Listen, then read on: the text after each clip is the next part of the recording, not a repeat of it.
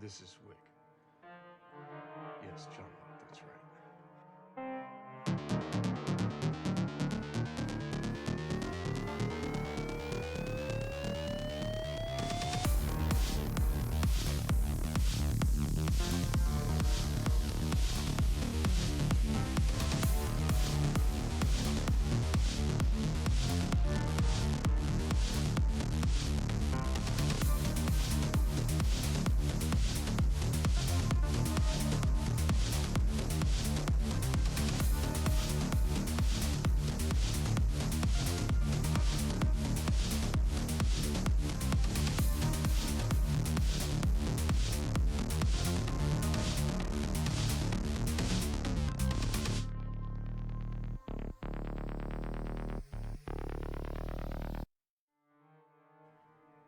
This is Wick.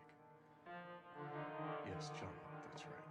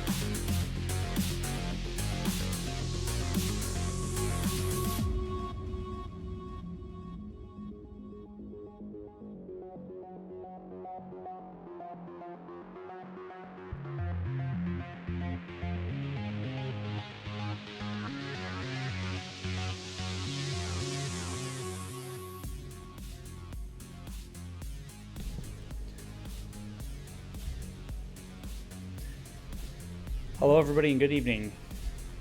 Welcome to the TheRantCastPodcast. We're live. All right. Hope everybody's having a great night. This is episode 44 of the Rantcast Podcast. I'm going to go ahead and bring Kurgan on board here. Give me 1 second.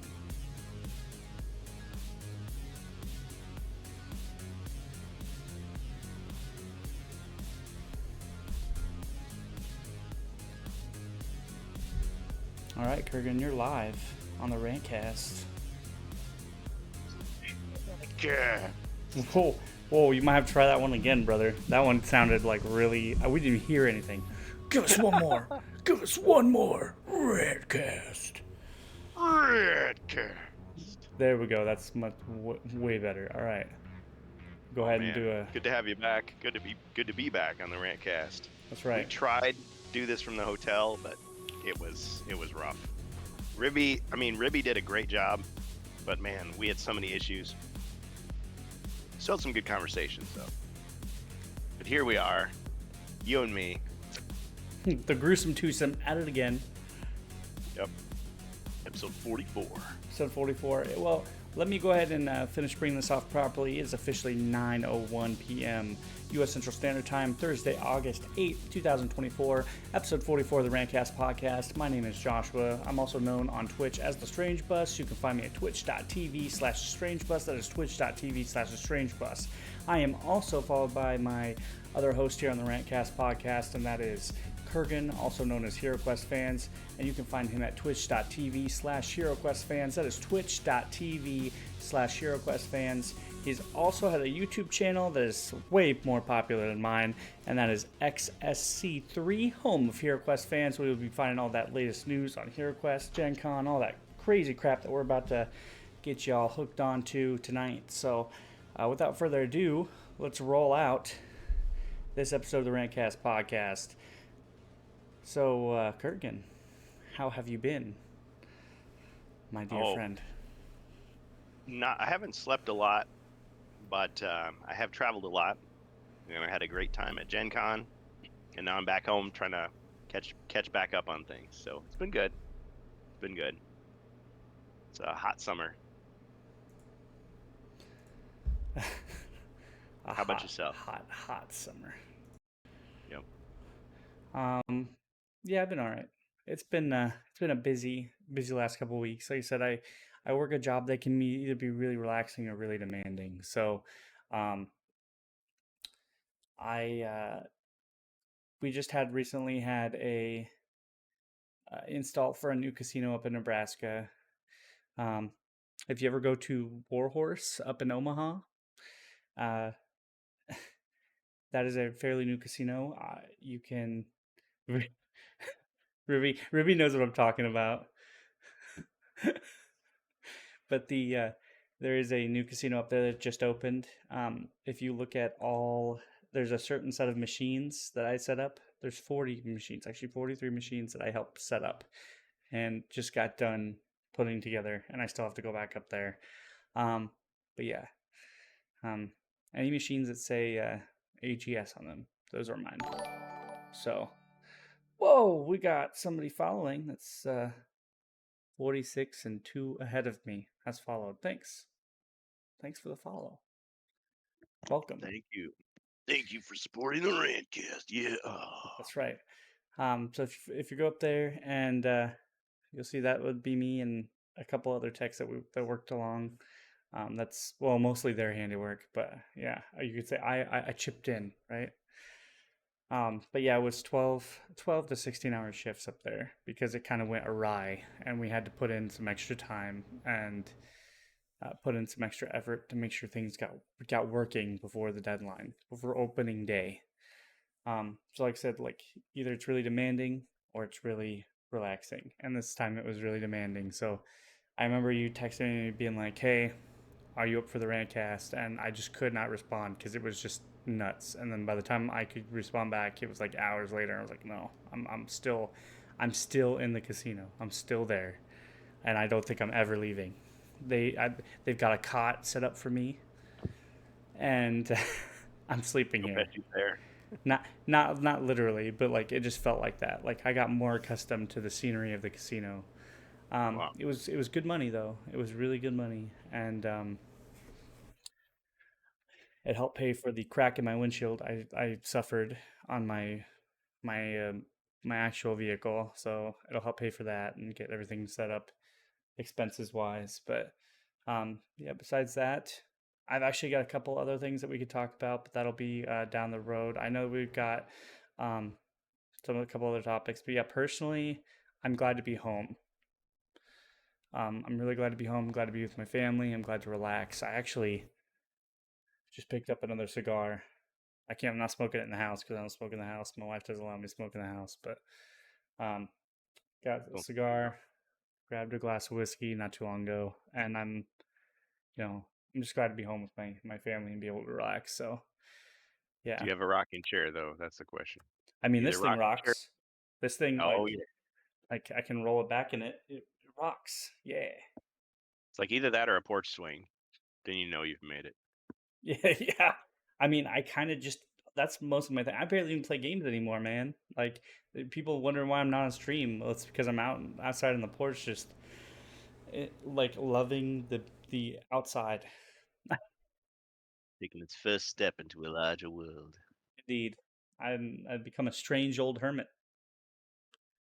So, I mean, so yeah. But besides that, I know you haven't been able to sleep much. You were telling me about, which we'll get into as far as GenCon is concerned. But you told me you were just kind of living off pizza for a little while. Yeah, pretty much. I mean, I think I had one day where I caught up on my sleep, but then boom, back on the road, and back to work. Indeed. And then still trying to like upload videos and stuff because I do not know how technology works. Oh my gosh. Well, it's good to have you back. It's good to be back myself. It's we got a great show, I think. We got a lot to cover. Man. We got a lot of ground to cover. So for all of you here on the podcast right now, for those of you going to be listening to the VOD and or on YouTube, we've got a lot of ground to cover. So strap in, grab a drink, grab something to eat, because I've got some personal news as far as Star Wars Outlaws is concerned.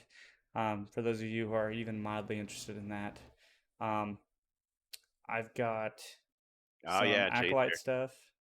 Chaser knows what's up. Sitting by a fire is a good spot. Yes, it is. I recently got to set up my own fire pit here. I got to build that, and I built mine like redneck style. So a neighbor of mine gave me a tractor tire rim, and I painted that black, and I built some brick around it, put some dirt in there, laid some sand in the middle so I can burn, because where I live there is no limit to it. Like you can burn whatever you want.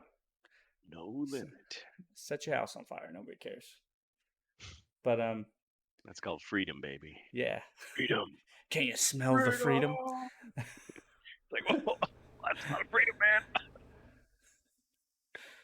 But yeah, we got stuff like that. We've got the GenCon recap from Kurgan, which is going to be more than just a power hour for HeroQuest. Yeah, if you wanna just like go to bed and like just leave it running, that's what we did the first night. It's like Ribby and I conked out, and these guys, they had like a really awesome conversation like while we were gone. I'm like, dang. But I mean, I'm glad it happened. But it was just like, wow, went on another 2 hours. Indeed. Yeah, and then we've got so pretty much a power marathon, and then we've got what else? Oh yes, some detailed Acolyte recap stuff from some of my personal favorites that I'd like to discuss. Why you shouldn't watch that show and give it its views if you're even remotely interested. But I mean, most of our audience doesn't even like that show, but I'm still gonna say it anyway. And then just some general Star Wars discussion and pop culture discussion if we've got time. So we're here for the recap. I know I'm interested. I'm here for the recap because I would like to know what happened at Gen Con. Every time you were messaging me, you were like, "Hey, I got stuff to share," and you kept sending me stuff. I'm like, "Dude, I'm at work. I wanna know what happened," but Can't right now.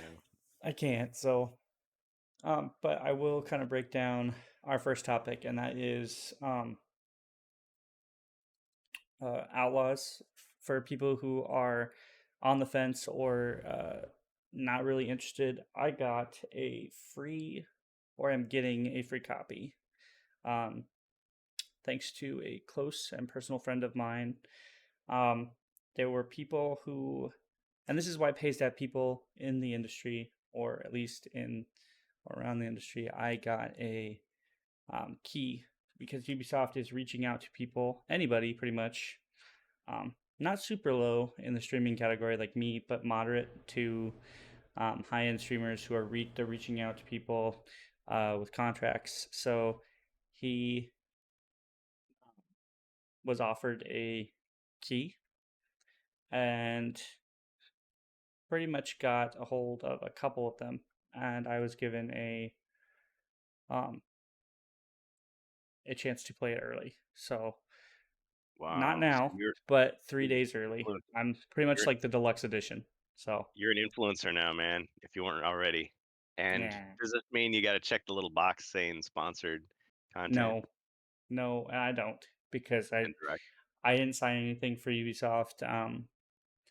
Although even though I'm announcing it, I asked if I was allowed to announce it, and I am because it's these are gifted copies, so So if you I'm allowed to state say what what I say what you really think about it, I'm going to and it's if like if suddenly that like negates my your key has been banned. You're yeah like, no if that negate it just negates your chances from ever like getting something like that again from yeah, the actual right. developer. But I didn't get it from the developer, and I probably Ah, won't ever in the future if I ever do get big. I'm guessing. Like I no, said, it this makes is kind of new to me, but like I don't ever restrict myself from talking about how good or bad something is. yeah. Well, I know you And don't, but I mean, like when I get so like I got free dice. So I'm like, okay, if I do a video on the dice, I should say, hey, I got these for free. But if I give the dice to somebody else, they can say whatever they want because I'm not the company, right? uh, yeah, but like it's a little different. I don't know. I don't particularly know because I know with this in this sort of scenario, most cases, especially like I don't know, like with things like Dragon's Dogma 2 when they released, they were giving out keys to certain influencers, and people like like or like big time reviewers like IGN, and how they when they get early review codes, especially early review codes, they are told to sign. They have to sign like a waiver or contract, and it's usually like, Oh wow. yeah, you can talk about it. You can say good. You can please talk about the game in some form of light. Like they don't necessarily bully them. Like say like you can't say bad things about it, but they are given like certain, um, I guess keywords to say, or they're said like there are certain things you cannot say, like please do not describe the game as horrible. Please do not describe the game as missing this or this. You know, The give the one guy game with qualities and inequalities that best describe the game as in progress or something like that. the Doritos Some and the Mountain Dew. developers will pay you and make contracts and say please you can have this game early if you talk good about it. Like Wow. there are some that'll like and like that's been in the industry for a long time. I mean, there was Yeah. even something called Gamergate about it, like where Yep. um, Yep. Remember like there was this? something about gender and like somebody making their way to the top from like that. That's a whole nother story. But like Yeah. It could be a whole my series episode. my thing is like I'm not a huge streamer. I was just glad that I was able to get a free copy because I was on the fence about this game anyway. So the chance that I'll be able to play it a couple days early, take some time off work, stream it, and be able to give an honest opinion about it is Yeah. a nice step. So, if you can notice, I actually have some gameplay playing back there. There is a 4-hour demo for people that was just released um, that actually gives the game much more detail. You can play it for So, 4 hours and then it kicks you out. no. I don't know. I didn't look into it, but there were people who got early copies and were Okay. able to play it for 4 hours, and they were able to talk about it. This is a no commentary that was just brought up that actually was just 4 hours of gameplay. So that's the gameplay demo. Oh Um, yeah. You covered this, didn't you? Didn't we no, talk about this is this? 4 hours. So this is actual Oh, gameplay of multiple planets. actual It 4 hours. actually starts you off in a bar, and like you could play arcade games. There's lots of extra stuff. I don't know if they just don't want to reveal much about the game, Sounds like or if like they're just keeping things hidden and whatnot. But in a time like this where Star Wars is kind of like on its downhill and people are like really skeptical about everything, we kind of need a W for games as far as it goes. And had this been shown off, I think this would have been a little bit better as a first impression. Um, So you may need to put a positive spin, forcing people to read between the lines. Yeah, like I said, I've and that's a good point, Jacer. Like I said before, I'm kind of on the fence still about it, even like getting it for free, but I will not truly know until I actually get the title in my hands. Like I said, I checked out half of that back there, and it doesn't look bad. I think people are really dogging on it, but Ubisoft really does aim, and this is my opinion. You're being harsh, Kurgan. Like I said, I promise I will so restrain these impulses. the I think Ubisoft really does aim for like a middle of the road anymore for their video games. Like I've been playing Ubisoft games lately to kind of like hinder my expectations. So I played, what was it, the Wildlands, Breakpoint. I even played a little bit of the recent Assassin's Creeds just to kind of like, because you know this game's probably going to have a little taste of everything. You know, Ubisoft tends to kind of like pour a little bit of every other game into their newer games. So Greatest hits. and it does. It looks like it has a little bit of that with like its combat system and whatnot. But I don't think there's anything going to be groundbreaking. But as far as like it being trash or garbage, I don't think it looks like garbage. It might have some performance issues when it releases. And You heard it here first. so I don't think it looks like garbage. I don't. I mean, even when I looked at the 10 minutes, I was just really confused because what they were showcasing gave off a really bad impression. So this gameplay back here looks a lot better than what they showcased for the 10 minutes of gameplay a couple weeks ago on our last Rantcast, and That's what I was thinking of. Yeah. it's just. I mean, I thought that was okay, but yeah, I'm more than happy to put it up. But like I said, it's 4 hours long. So if you want to check it out, I'm more than happy to put a link, or we put a link on the VOD, and just check out like a chunk of it. You don't need to watch the whole 4 hours. It can get a little repetitive. It's just they're showcasing kind of different planets, different areas, mission or two, and then like what you can do when you're exploring out in the middle of nowhere, like the things you'll run into and stuff. Like I said, if they're not keeping anything secretive from this, then I'll be a little disappointed because this is pretty much the whole game they'll be showcasing, which kind of sucks. But well, wow. Back in the day, I did some early access stuff with games, and it was just like, well, this is great, but it was like, yeah, I'd gotten my fill by the time the real thing came out. Yeah, I know some people are already saying like there already are like open world Star Wars games, and like in some cases that is true. You know, you get like games like Fallen Order and Jedi Survivor and stuff. You keep going. I gotta do something real quick. I'll be right back. Keep going. There is, but they do have a roguelike quality to them where you're backtracking. The worlds are huge, but they all have kind of like a puzzle-like quality to them.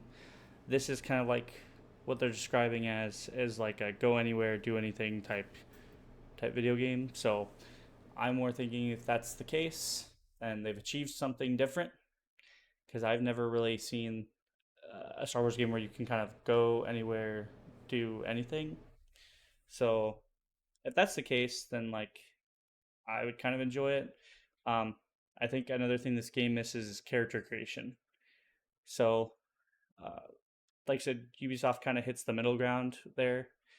They give you generic character number 5, and then just like kind of let you set off. A lot of Ubisoft games before this had character creation, even if it was standard. So I feel like character creation would have been nice here, from what I saw, anyway. Instead of one voice actor, they could just have 2, but maybe their budget was more put out in the world than anything else. So, but like I said before, the main topic is that I'll be getting it the 27th, I think, then the 30th, and I have to look. I don't think there's an embargo on it. I think that's when the game officially releases, or or when the game is supposed to release, but if you don't have their special whoop-de-doo $100 edition, then you are playing it the 30th. So, big whoop. But besides that, like I said, the other negatives that I've encountered going forward with that are performance hindrances, and just stuff you catch with other big releases. But if it sucks, then I'll just stick to the classics. You've got KOTOR, KOTOR 2, Jedi Academy, Jedi Outcast, Dark Forces. We still got our classics, and there are mods for those games that just rock the house. And like I said, Starfield just got remodded over the last couple of years as with Genesis, and they're planning on adding starships. They're planning on adding like much better combat system for Starfield, so better voice acting, because they already added the troopers and stuff for that. So like you said, if this doesn't satisfy the craving, there's so much more out there. But yeah,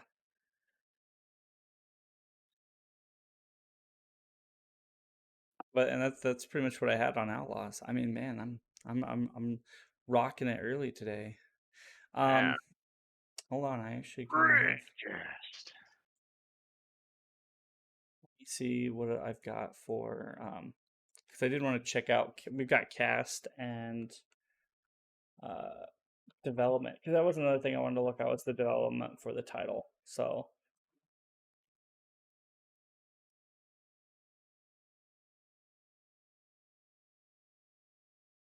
yeah, because it was made by Massive Entertainment. So let me check out here real quick before we get started on anything else.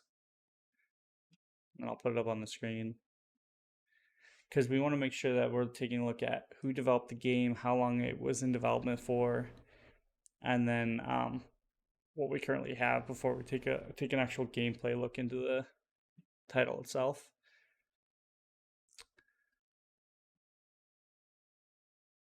Massive Entertainment.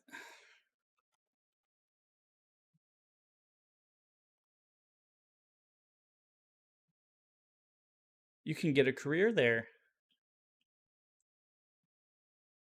They're a world-leading AAA studio. Hey. Oh, they've made every. Clean, you can have a good meal. You can do whatever you feel. They've made every Ubisoft game under the sun. That's sad. Wow. Hold on. Boom. Okay. So, all games. So they did do Frontiers of Pandora, and you can actually apply to work on that game still, and that game's already released. That game was awesome looking. It was just very boring to play. That's too bad. Some people actually liked it. I found it very awkward to play because it's very confusing. But that's just a personal qualm. Besides that, it wasn't too bad. The Division 2 and then Outlaws, and it looks like they have past projects. So they are known for The Division, Just Dance, Assassin's Creed, what? Just Revelations. Dance. Oh, okay. Far Cry 3. So they have done some pretty good video games. Oh, and Ground Control.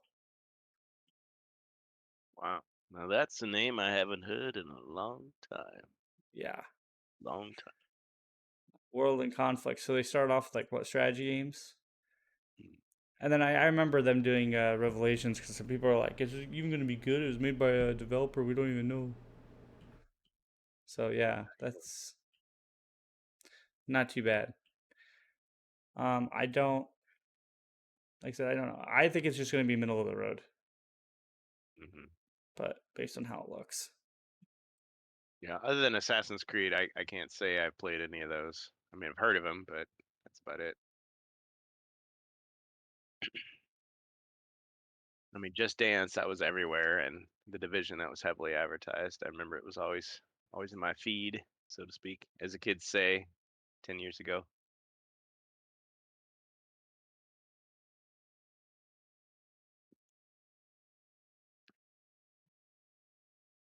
me see if I can find some parts.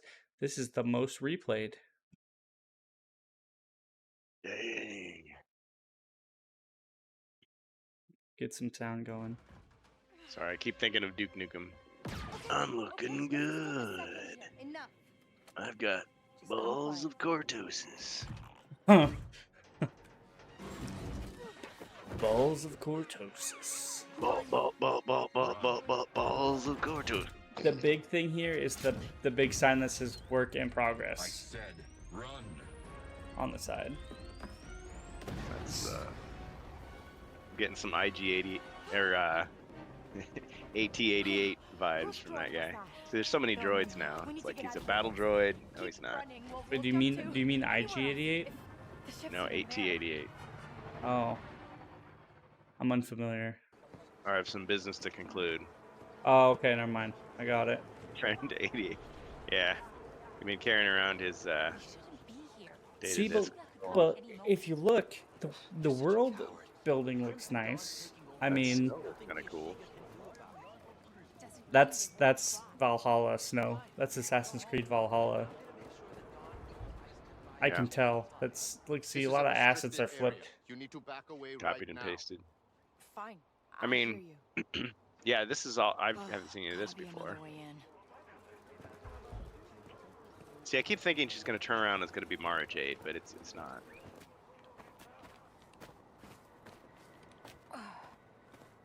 See, it's just similar to some of the EA titles from the past. You crawling through little crevices. That You makes know. me think of Jedi Survivor, but they didn't do Jedi Survivor, right? That was No, somebody that's else. EA. That's EA. EA did Jedi Survivor.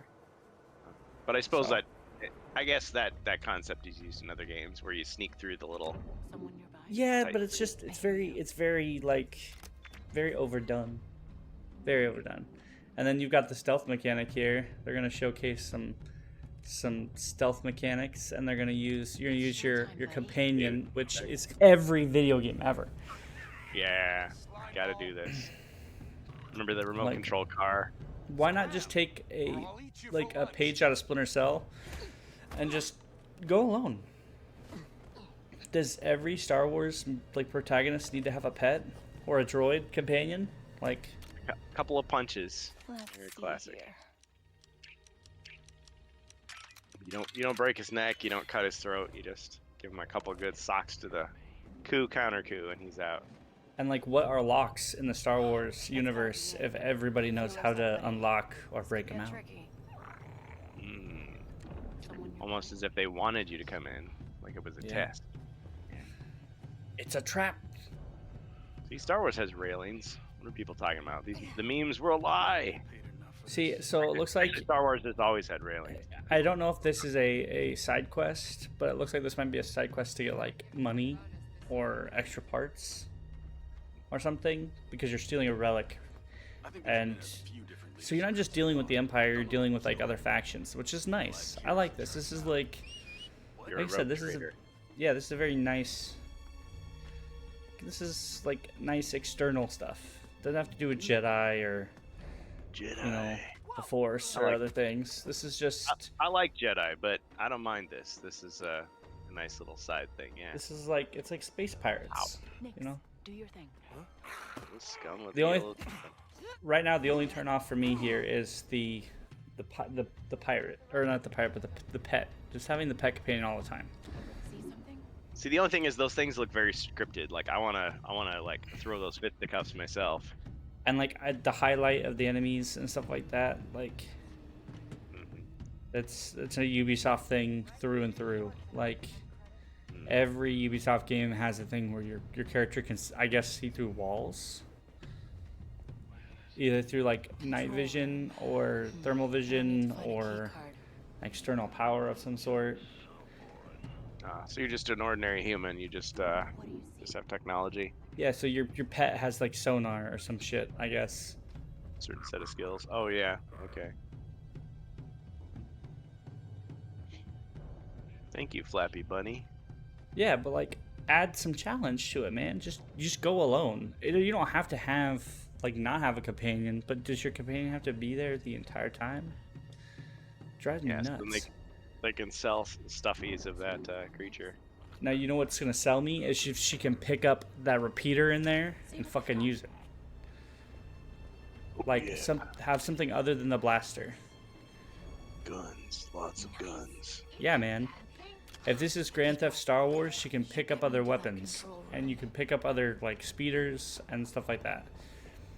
The big thing of Grand Theft Auto is customizable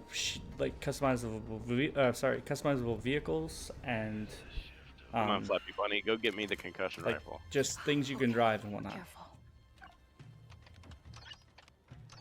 This is kind of neat. Yeah, Like the authenticity is nice. got a vibe to it. Oh, it's the little puzzle. Yeah, that's a trope, but I mean, it's presented in a nice way. Get that open. See, I can say nice things about Star Wars, and I didn't even get a free key. That you know. Camera's being funky. I mean, it's not bad. It's just like I said, it's just extremely mediocre, and it looks like they just ham-fisted a bunch of stuff in here. Oh, first person.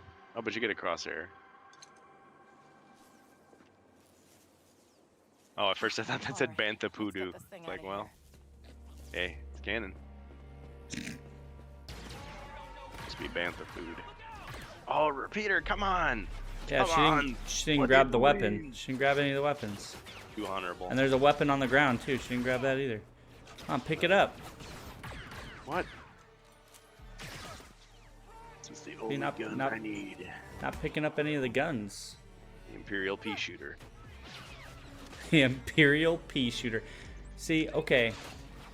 Got thermal debt right there. Don't use it. Oh, drop that it. guy survived the thermal debt explosion. He just sponged that entire thing. Hacks. Boot him from the server. Done. Single player. Yeah. So yeah, but like this is it. Like I said, we're on a podcast, so we're so for anybody who's just listening, we're pretty much just watching this gameplay. And like I said, there'll be a link in there, but that's pretty much all I had based on this. Is like you've got it. It doesn't look bad. It just looks extremely mediocre. And it looks like it's gonna be missing a lot of features, and people are gonna fucking hate it because it's gonna be missing a lot of Well, features. if you never And- played a game like this before, you'd probably be like, "Oh, this is awesome." Well, and there were people in the comment section who were like, "Give it a chance," right? Like you were just waiting to play one of these games until they had like a Star Wars skin over it, and then you're like, "Yeah." And like people in this comment section were like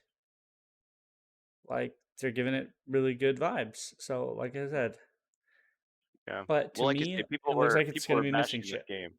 People were bashing this game before, so I guess it's going in the right direction. But I just like I said, I think what Final the proof. Ubisoft and IGN were showcasing was really limited. But then when people got their hands on it, it didn't look half bad. Like I said, Valhalla, the Assassin's Creed Valhalla title, isn't bad, but it's not groundbreaking. And as I said, I think a lot of AAA companies are aiming for groundbreaking right now. Mhm. But at the same time, they're like, this isn't aiming, I don't think it's aiming for anything crazy. I think it's just going to scratch an itch that a lot of Star Wars fans are wanting. So the only bad thing for me is that it's one, it's Ubisoft, and two, it's I guess it's going to be another 6, 7 out of 10 title. So, I mean, and I guess the price tag too. Let me bring that up. The price tag. If you're playing this on a console, it's probably not going to be worth $70 to $100. Wow. Yeah, the deluxe edition for this game doesn't come with anything special, I don't think. And it allows you to play the game 3 days early, and it's like $110. Dang. And then their exclusive Yuppie edition is like $150. It should at least come with a stuffed Flappy Bunny. A Flappy Bunny. I don't know, whatever that creature is supposed to be that See, I don't know, because like I don't have consoles anymore, and I know that the console exclusive or the console like special editions used to come with cool shit. Yeah. Let me see. Hold Duke- on. Let me go Duke into. dice, Duke poker chips. Let me go into their pre-order, act like I'm gonna do all sorts of cool stuff for them, but I'm not. Let's see. Screen capture. Okay, so you get there's four editions, I guess. Oh, the fourth edition is if you get Ubisoft Plus, then you just get the Ultimate Edition because you subscribed and you don't actually own the game. Well, with Ubisoft, you don't own their games according to them, but You own nothing and you're happy, and you yep, live in a pod and you eat bugs. and you eat bugs. So, oh, I guess they lowered their prices. That's interesting. $18 a month for one game? No, $18 Oh, a month for their like digital library because you're streaming subscription. titles. Oh, okay, So yeah, you get okay. the base That's game and the pre-order bonus, which is like a ship skin or some shit, and like the privilege of not owning our game. and it's $70. So gold edition is 3 days early access, and I think this is what I have for the key because they give this for key holders. You get the season pass, 3 days early access, pre-order bonus, space game is $110. Yeah. And then Ultimate Edition is like you get all this crazy like weird shit, and then that's all the games 20. That's their $20 value. You get a digital art book. Ooh. Not even an art book, digital. Yeah. It's not even a physical thing. Well, and see, that's what I'm saying. Is like usually with PC titles, they do shit like this. But like if you bought the console physical edition, then maybe you get like an actual art book. But it's $130. Keep in mind that when Deus Ex and other games like this released for $100+ or they had like special editions, they came with like models or like trinkets or something that you could collect. I want actual swag. Yeah. And like this, you don't. Like you just get like this cool little art book, and you need to play it 3 days early. Ooh. So like the hate was like necessarily received because people were when they showcased the game, they're like, check out this cool looking game. It's going to be open world. Check it out. Oh, we only got to show 10 minutes of it. And then they were like, here, check out our Ultimate Edition. It's $130. And people were like, dude, no. Get out of here. Get out of here. We don't pre-order games anymore anyway. So, and then, tell that to my community, but yeah, I get it. Okay, video games. I mean, video games are not limited, especially when they're digital. Shouldn't be anyway.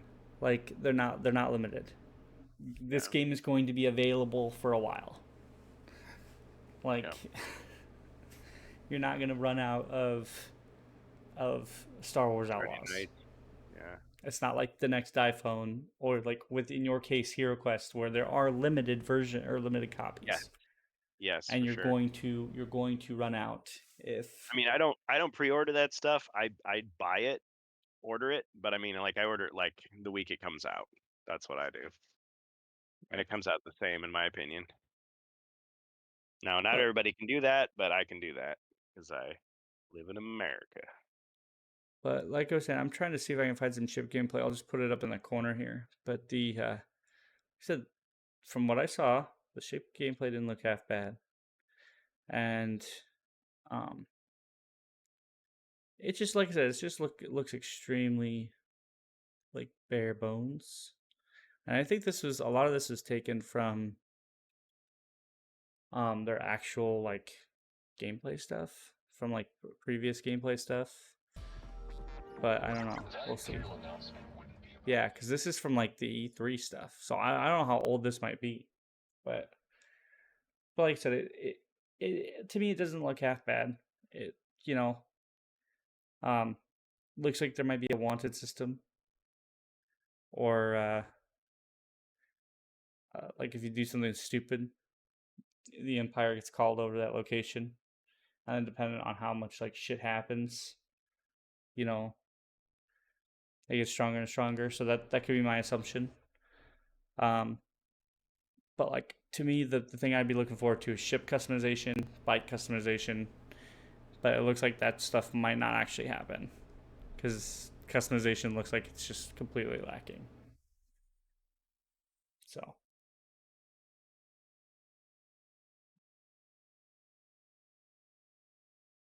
Did we lose you, Kurgan? I think we lost you. I'm here. It was so bad. It's so bad. You've fallen asleep. You killed him. You killed him. He's gone. He's dead. There is no more left. But yeah, like I said, it doesn't look bad. It looks like it might scratch an itch or two. So Yeah. I've seen some of these. I mean, they've shown some of these concepts in the previous trailers, and when I see this, I think Shadows of the Empire. That's the first thing that comes to my mind. it does I take still think place it's in old that school. time. Yeah, So it's like, hey, watch the elbows, buddy. It's like Dash Rendar going by. God.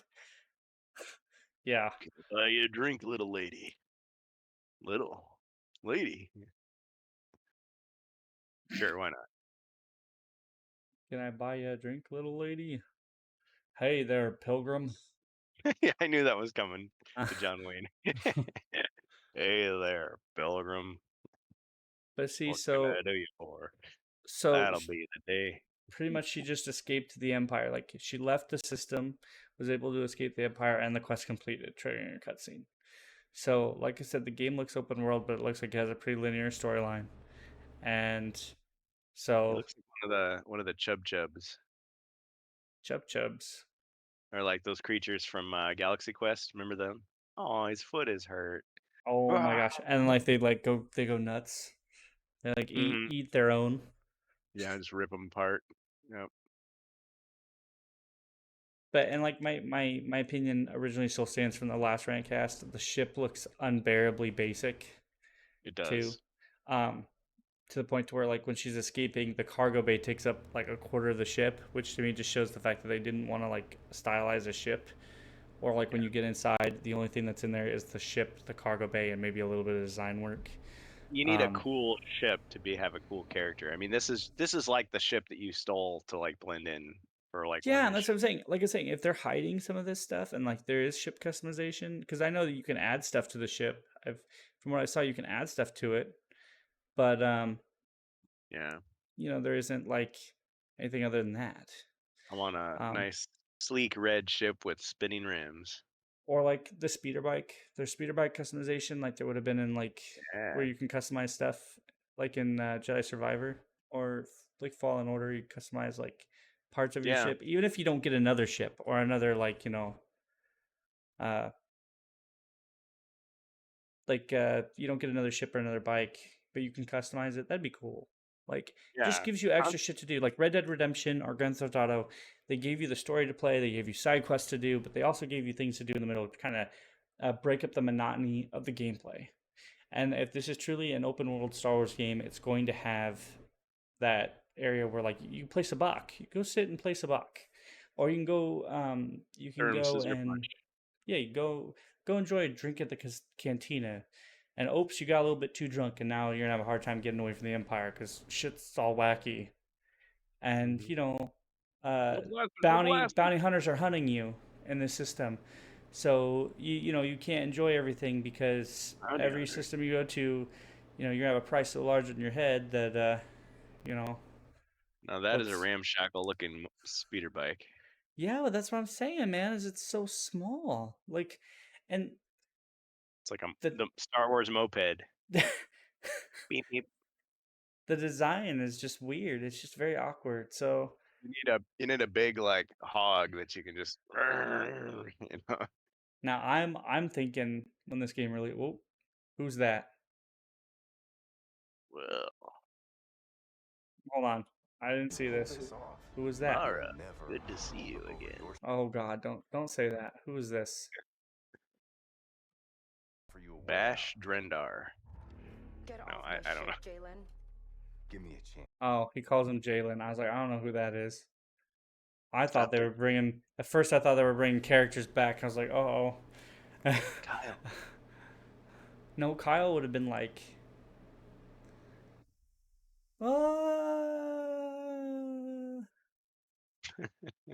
no, he wouldn't have been. It would have been. He still would have been like green around that time. That would have been pre. Still working for the Empire. No, because Dark Forces was Oh, I guess I'm was unclear on the was timeline. stealing the yeah. So if it was Legends timeline, he would be. That was too easy. He would have still been doing stuff with Jan at the time. like still Not running exactly my shit. errands and still doing jobs for the rebels, but they've been freelance work Yep. pre-Jedi, pre-Valley of the Jedi time. Partial alliance with the rebels. Yeah.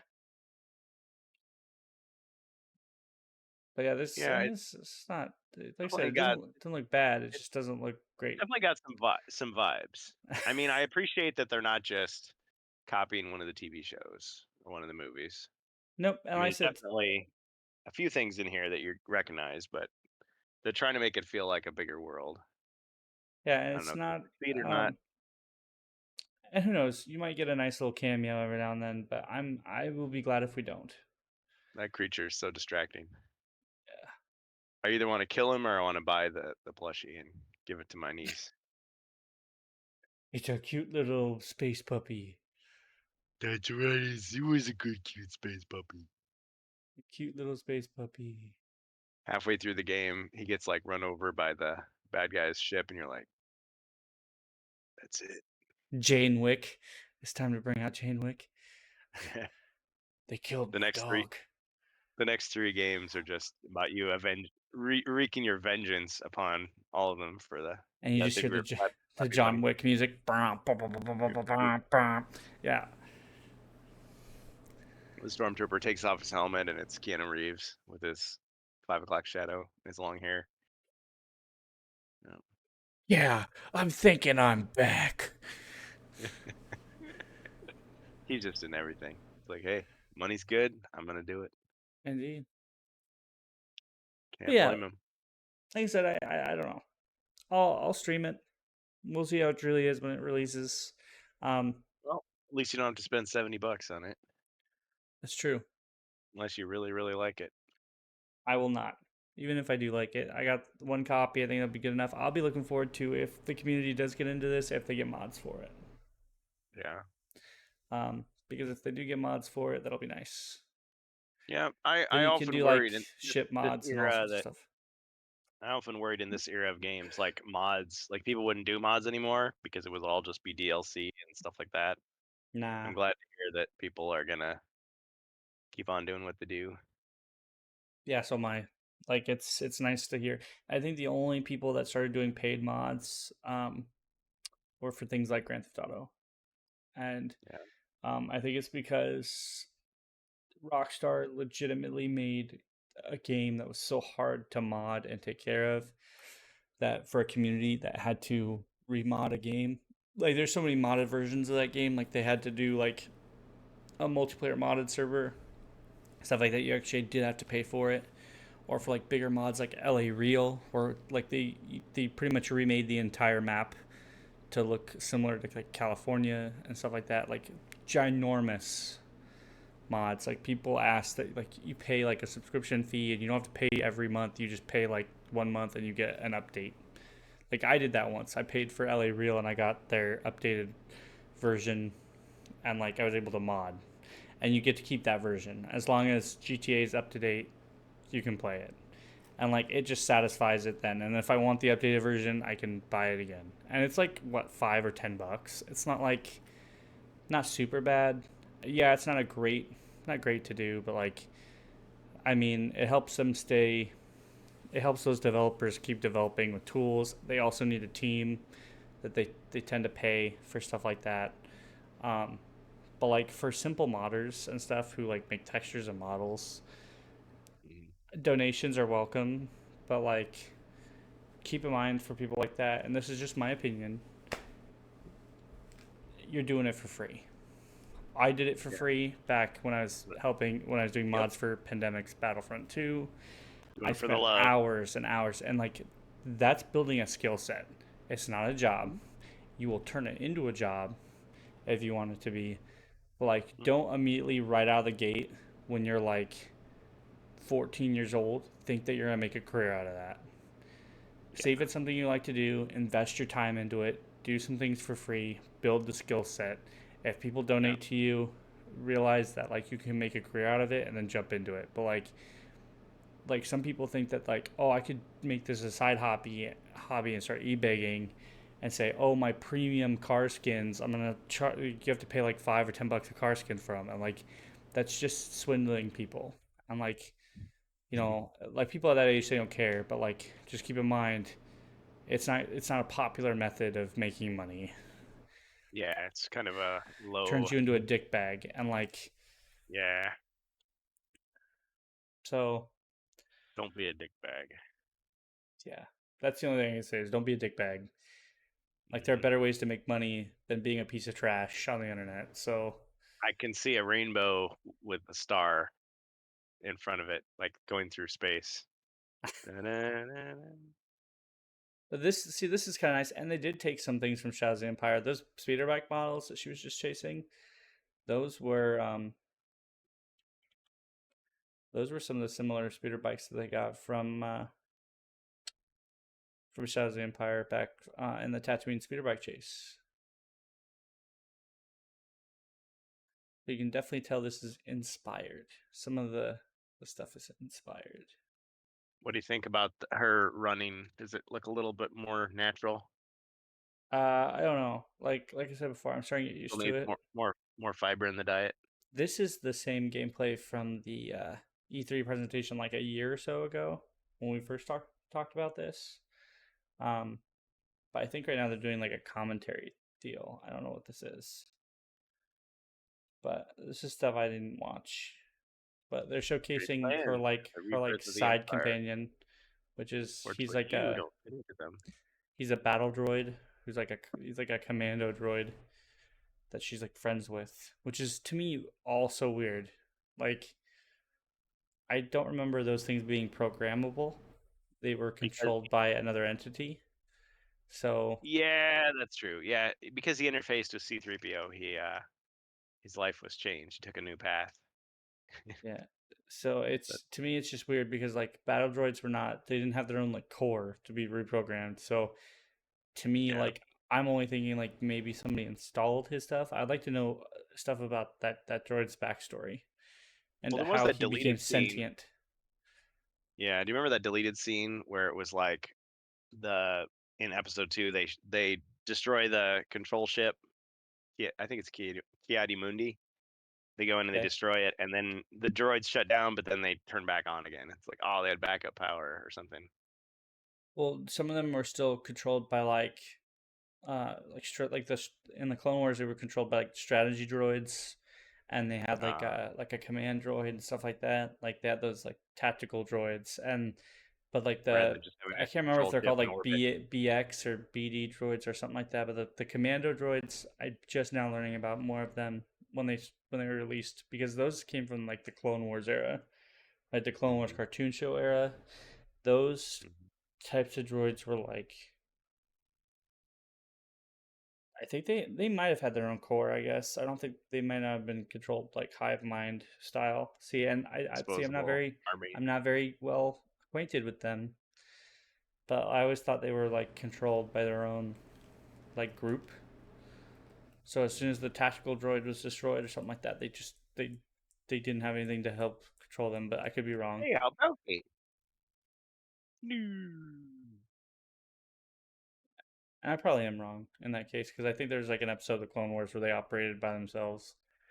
But then again, how is he good then? Because even if the war is over, they still only had like one purpose.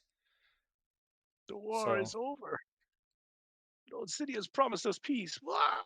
Oh, she bribed the wrong person and now she's wanted. So you've got that extra money and now you have to leave.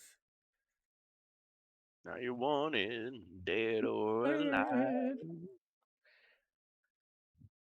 All right. Well, and like I said, we got 5 minutes left. So what would, if you were to buy this game, what would your opinion on it be so far? I'm looking for external opinions. What do other people think of the game so far? Because like I said, for me, talk bad about okay. Kennedy. Well, the latest rumor about that was that she was going to retire, but after they had a big hit on Star Wars, so I guess she's working for life then. My opinion would be this: like, when I hear people saying, "Oh, I'm tired of Jedi. I want, smugglers and stuff," I'm like, The Jedi are the coolest thing ever. But at the same time, yeah, just hanging around in Star Wars world, doing stuff, sounds like a great concept. The thing is, though, when you play a game like this, are you going to feel like it's really linear, or is the illusion of a larger world going to kind of take over, and you feel like you can just go anywhere and do anything? That's the type of game I would like to see, and I don't know if this is going to be that. Right. So, and I definitely want to see customization. So, if I want to be a different character or have a different look to my accoutrement. No offense to the lady, but like, yeah, I want more, definitely more customization. Yeah. Character customization would have been better. We were talking about Star Wars Outlaws, Bohemius. Yeah. But yeah, They've been saying Kathleen Kennedy is going to either resign or be fired for the last 2 years. But supposedly the latest thing, Film Threat had a thing on this, that he said somewhere that she was planning to retire as soon as Star Wars has like a big win. Then she would retire. Yeah, I guess she's stuck with it then, because it's not happening. Because they've had, yeah, just kind of mediocre after mediocre to bad to controversial to bad. But we will get to that, Bohemius, Oh. after the GenCon recap. I got a lot to say about the Acolyte after going through If we're all a still alive. whole bunch of crap, and then like there's another like I don't know how many fucking Star things. Wars is so good, and you took it and you broke it. And yeah, before you knew what you had, you packaged it and you sold it, and there it is. The only one who agrees with me is the blood-sucking lawyer. I've got one thing for you on that. Hold on. Before we go for break, I've got one thing to satisfy his your appetites for the upcoming Star Wars discussion. I think you might laugh at this. And credits to Red Letter Media on that one, but hold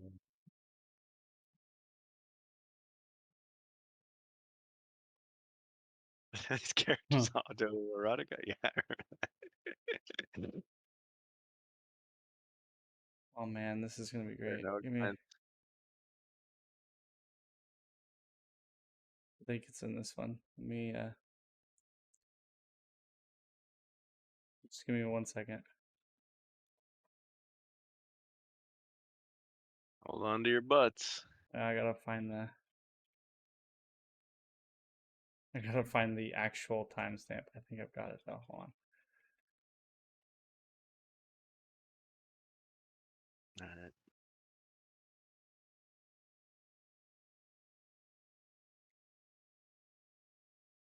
Don't wait up. Don't wait up. Hold on. Keeping everybody waiting. Hold them off for just a few more seconds. Almost there. Almost there. Stay on target. It's really hard to do it while silent. It's super hard. Loosen up. I'll find it. We'll have to cut to break, but I'm gonna have to find it. Came from behind. Are these characters auto? What? What? That's from the movie. Remember, dude, I totally got lost. Dude, it's okay. Here I am focusing on a bit that I can't even find, and then Ribby and I have been trying to like out reference each other like Jesus. the whole time. Damn, Ribby. He stumped me a couple of times. I think I stumped him once. But yeah, he's trying to say automatons, but that's the first thing that comes to mind. You're like, oh, okay.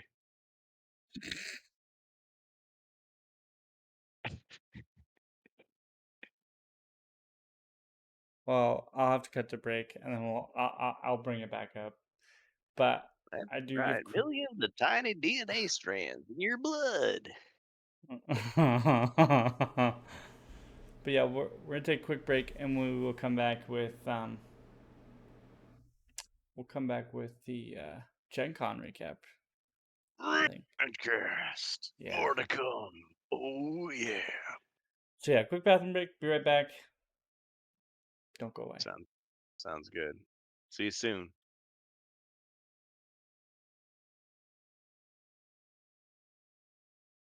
Excellent.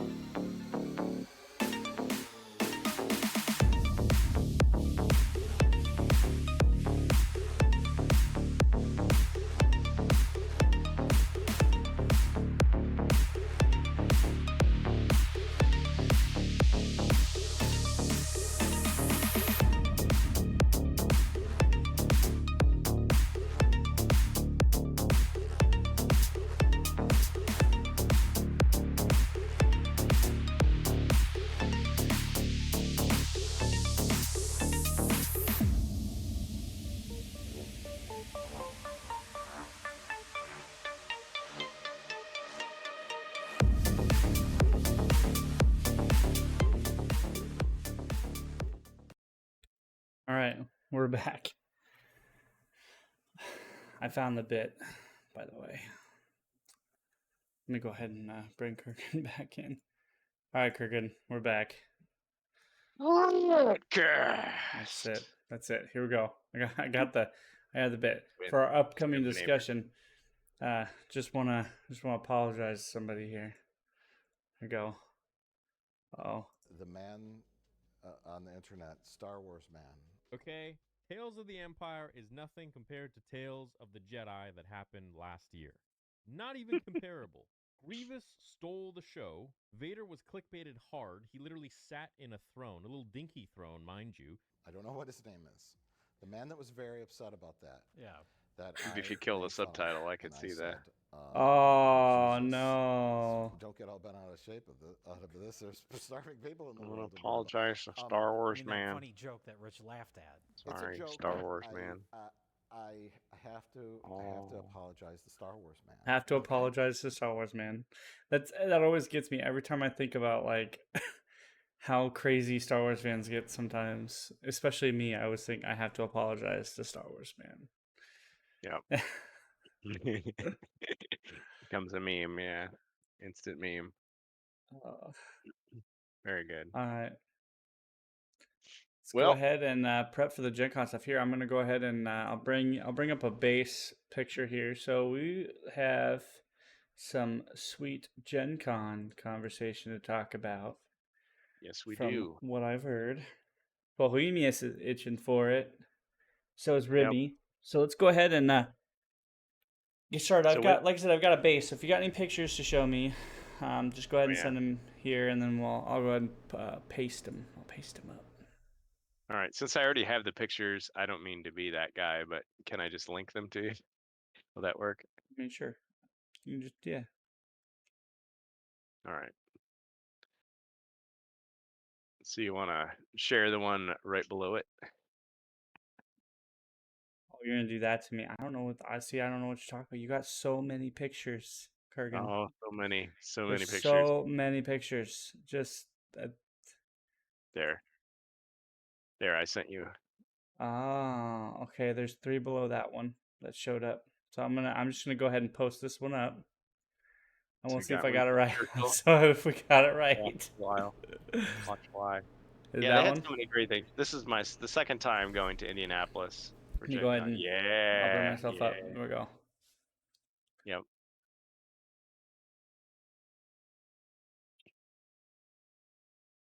And then based. Mm-hmm.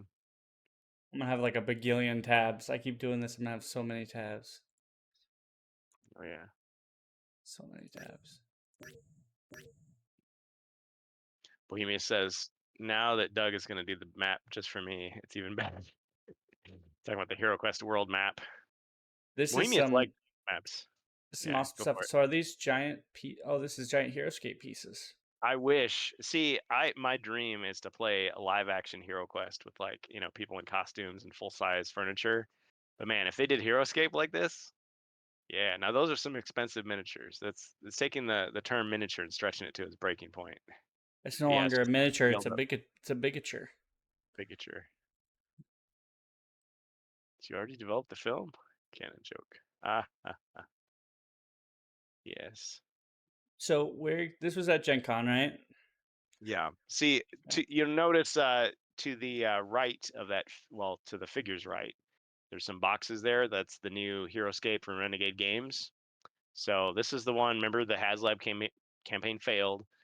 They were going to release retail reboxing, packaged, and this was it. Now, you'll notice there's no big gold stickers on them. So those are the unpainted versions. The painted versions sold out like super fast. So I really wanted to get an autograph from Craig Von Ness, who was one of the original developers of HeroScape. Not many people realize, but Craig Von Ness and Stephen Baker, remember the HeroQuest guy?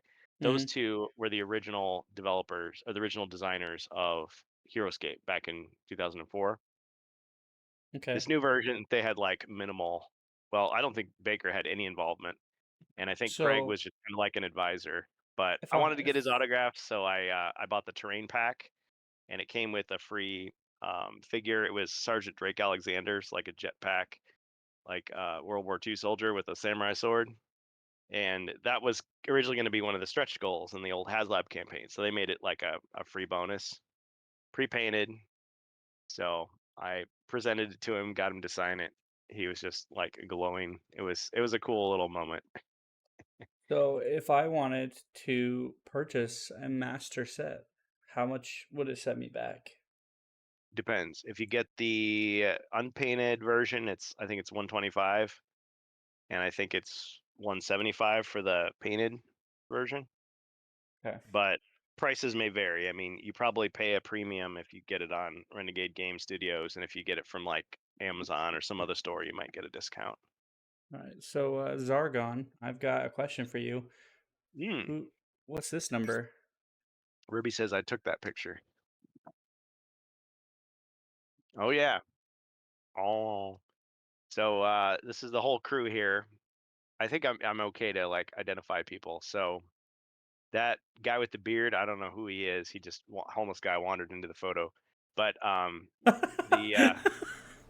the balding gentleman in the back pointing, that is none other than Doug Hopkins, the designer of Avalon Hill Hero Quest. He's the rules guy. In front of him, that young woman is Tess Hogan. She is, I think, one of the. See, I just put her down as quest writer, but I think she's actually one of the narrative. What do they call it? Narrative developers, narrative designers. So I think she does the storylines. And then that handsome rogue in the corner is Ribby with the box. And the other guy with the box is Angus McBain, who we played with before. Good guy. And then Rob Champ on flanking on the other side. So Oh, and I noticed they are wearing HeroQuest fans t-shirts. yeah, that's I right. go building the Swag. army. Yep. We had a great time together. It was so cool to like, cause we chat all the time. We play games, but it's like getting to actually meet people.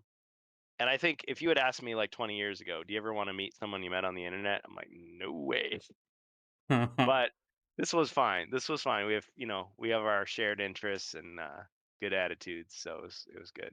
And I think Good. it helped all of us to be there at once because it showed that, hey, okay, one weird guy shows up asking questions. Okay, you can kind of like, get him out of there. But more people start showing up. Like pretty soon, you got like a big representative sampling of the community. It's like, okay, maybe I should listen to these guys.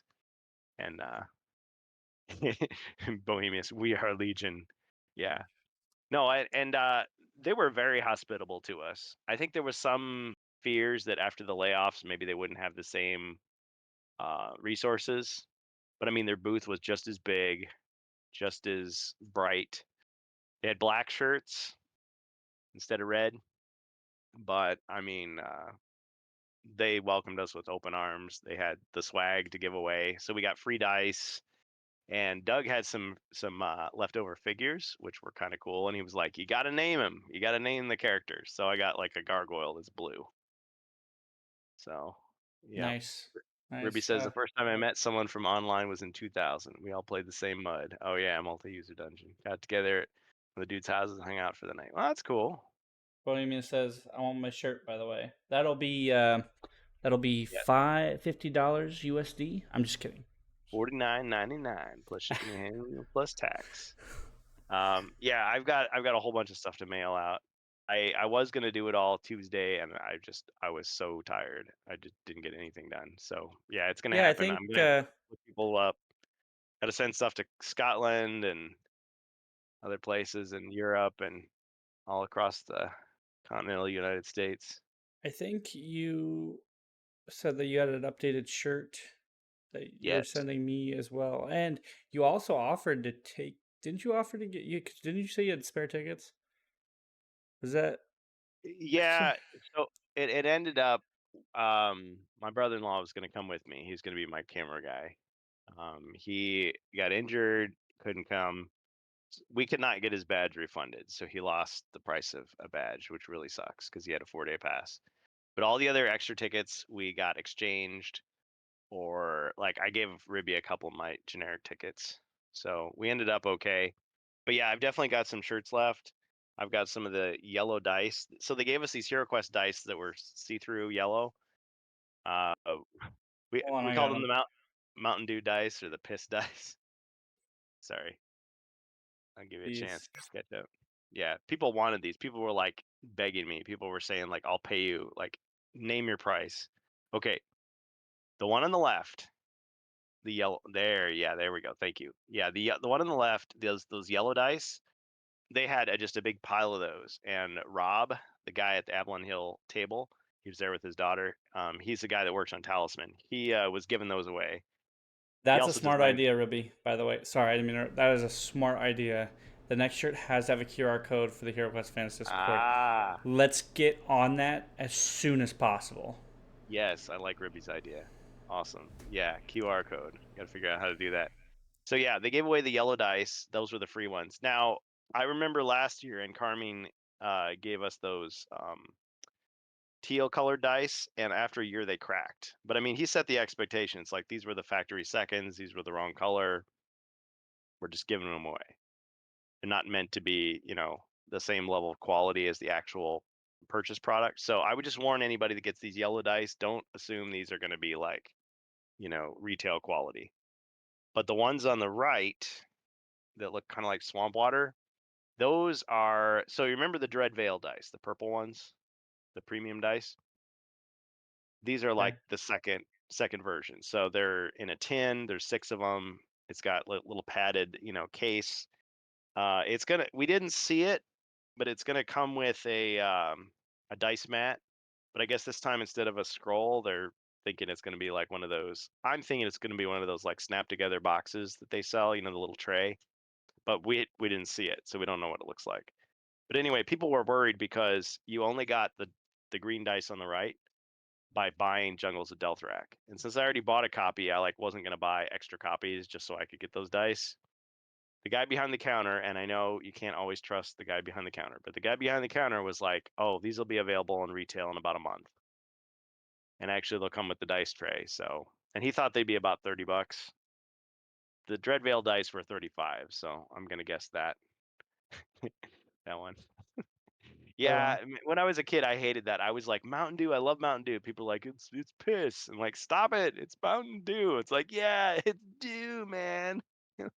Stop it, because I didn't want to think about it. But yeah, whatever you think it looks like, it is that color. So that's what you're Those are seeing. those are See rare your dice, brother. see your doctor. I still Um, think that when you roll these at the table, it's a little bit hard to see the symbols if you're not sitting right. Like, if you're sitting across from the person that's rolling them, you're like, what did you roll? That's the only problem. so Oh, Bohemius, I should have done that. Yeah, see, I didn't have, so the legend orc wrestler thing, I had it, but it wasn't like printed out on like actual card stock. It was still just paper because I didn't have time to get that one in. So actually Doug said, I don't want you to show me homebrew stuff. Like, he had people coming up saying, "Oh, I made this stuff." And he's just like, "I don't want to see it. I don't want to see it." Um Now, Chris wouldn't have said that, but the thing is, Doug has a different role. Doug Hopkins, that's him on the right. He has a different role. So, N. Carmine was the director. He was the project leader. He could tease us with stuff. He could talk about, yes, this is happening. No, that's not happening. Um, Talk about the company in a comprehensive way, even though he wasn't like, if it wasn't his area of expertise, he could say, "Oh, you need to talk to this person." Doug, on the other hand, is the designer. So he'll talk about like ideas that they came up with, artwork for quests, rule clarifications. But when we ask him about something that hasn't been made yet, he just says, like, "I can't talk about that. I can't comment on it. It's something that hasn't been approved." And he's like, "I don't want to see homebrew stuff. I mean, I love that everyone does that, but I don't want to like taint anything that I'm thinking of. And I don't want to ever have a situation where fans are like, you stole my idea, or you copied, you just copied what somebody else did." So I was like, okay. And I think some of that is maybe just restrictions that are imposed upon him, to protect the whole relationship between the company and the fans. So, because I know that I keep thinking of the D&D OGL scandal and how I don't want anything close to that happening with HeroQuest. I mean, there's been some people have done some shady stuff, selling stuff where it's barely changed at all, and Hasbro has come after them and said, you either need to change the name so it's clear that it's not, the official product, or it's just getting taken down. C&D. So I personally would have loved to join you on this year. Oh man, yeah, I think you offered. I did, because I was Just as a desperate. I one-time was thing, you were like, hey, I know you're busy. I know you had a big life, but would you be willing to? And that's almost a free trip to GenCon. yeah, yeah. Well, and I know it's a lot to ask, like 4 days, Bro, if I had the hours time, I driving. would have gone. Yeah. Dude, driving's not a problem for me. I would have driven. Well, I would have just driven the whole trip. I drive 8 hours to Oklahoma as part of my job, but it's not a big deal. It's yeah, that's true. the That's true. time slot. I would have just had the time that you were asking between the time you asked them before then would have been me opening the door saying, "Hi, wife, kids. I'm packing up to go to a convention. I'm putting my time off now, and I'm leaving." Yeah, yeah. Well, there's always next year to think about. Yes, there is, and but all this stuff that I missed, it was just it's just sad because I would have loved to join you on this. This would have been an adventure. Would have been Yeah, a it would great have been. adventure. It would have been. Okay, so I've got. If you wanna, I'm just shooting them at random. Here, I got this one for you. Who's this? all right, zoom, enhance. I don't know her name, but I just know her costume was awesome. Sisters of Battle. And so Zargon's got a gun. What are you gonna do? And a fanny Oh, pack. Don't forget the fanny and pack. yeah, fanny pack. Thanks, Amalgamash. Thanks for pointing out that I lived through the '90s, and am not ashamed to look back. Hey, those So things are coming back, by the way. yeah, Fanny they're packs are very, coming back. very useful. So my brother-in-law, who couldn't come, he sent a bunch of equipment with me, and he tried to explain how it worked to me, and I understood some of it. But anyway, yeah, having your gear, you can just pull right out and start using it, put it back in the fanny pack. So I had that. I had the backpack, and then on the last day, or the second to the last day, I had a huge duffel bag for game stuff in it. It was fine unless I had to go to the restroom, and then I had to waddle in there with this giant, body bag. It's like, is this American Psycho? No, it's not. Okay, but the Games Workshop Warhammer table was once again right across the way in the exhibit hall from Avalon Hill. So they had Kill Team, the board game, which is great, or the tabletop game. They had some game with what do they call them? Titans. So these big dreadnought looking walkers, and they're the size of buildings, and you're walking around, and they had that, and they had a lot of cool stuff. They had painting stations in a different area. So I got to try contrast paints. So you paint the miniature and it dries in 10 minutes. So it's super fast. And then of course I went upstairs and painted with regular acrylics, and it's okay, this is going to take an hour to dry. But I got some free miniatures that way. I never died in Kill Team, amazingly, because last year it was just you play, you get killed, you play again, you get killed. It was just like an arcade machine. You're just putting quarters in. It's okay, I'll need another ticket. And I remember last year there was a guy sitting there I swear all week, and he had this stack of artifacts, because you go through and it's you get killed, and he'd be like, well, you can keep that piece of gear that you found, the little card. So he was like, come on, we need people in here, we could do it this time. Okay, let's give it a try, buddy, and oh, we got killed. But this year it was we played until we ran out of time. The session was over and we're still alive. We're going room to room fighting all these aliens, and it's just all right, well, if you want to come back, keep your card. And then the next time I came, and I got to be an Ogrin, so one of these space ogres. and this woman showed up like mid game, and she had like this big stack of like dice and cards. She's like, "Oh, I'll be the psyker. I'll like back you up." I'm like, okay. So we kept on playing, and then I had to go, and it's like my character's still not dead yet. So I'm like, wow. So I guess a different GM, or they tweaked the difficulty, or just doing well. Although there was a section where I kept rolling ones, like all my dice, I just kept rolling ones. So we were theorizing that it was because Doug Hopkins is actually a real life chaos magician, and he cursed the dice to roll black shields all the time when he's Zargon, and then it rubbed off on me. And anyway, got to stay away from that dice superstition. It's not true. It's not true. But I did get to pull out my HeroQuest dice and use them, the movement dice. So Okay. yeah, Kill Team. Now they did have Warhammer Kill Team Live laser tag, which was a huge disappointment. I think Ribby agrees with me on that. I don't know about the other guys, but yeah, they gave you these really cool looking guns for the laser tag. They were like made to look like the actual sci-fi weapons of like Warhammer 40,000, so they looked like bolters and stuff. I was like, oh, cool. But when we started, so you had to watch like a 5-minute training video. And then the guy's like, oh, the guns will turn on automatically. And half of them didn't. So he's like wandering around in the dark, like turning our guns on. And so we really only played for like 5 minutes, even though it was a 30-minute session. So it was like, dang it, this sucks. And it was dark. They didn't allow you to And replay the match? nope, That just like sucks. the session is over. We thought, oh, there'll be another round. It's like, nope, just one. I was like, would not recommend. And think about the laser tag you play at, like, I always say Chuck E. Cheese, but just your favorite bowling alley or whatever, from when you were a kid. The big light up vest, and you get the guns that like vibrate, and like, nice shot, reload, and all that stuff, and you get the smoke machine with the little, you can see the laser beam coming off the gun. None of that is there. Instead, you're just in a big dark room, and everybody's little indicator, no costumes or anything. You just have like two tiny little red lights or two tiny little blue lights, like the size of a, I don't know, the size of a quarter or a $50 on your shirt. And that's it. And the guns too, because like a lot of the guns were just modeled on these 40K guns, they didn't have any sights or anything.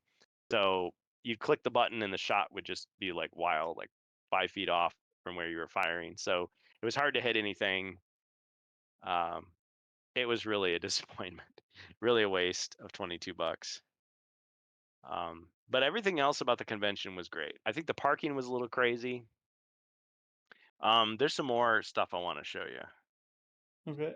If Let's you let's scroll around here. I've got this. Oh boy, that's a big picture.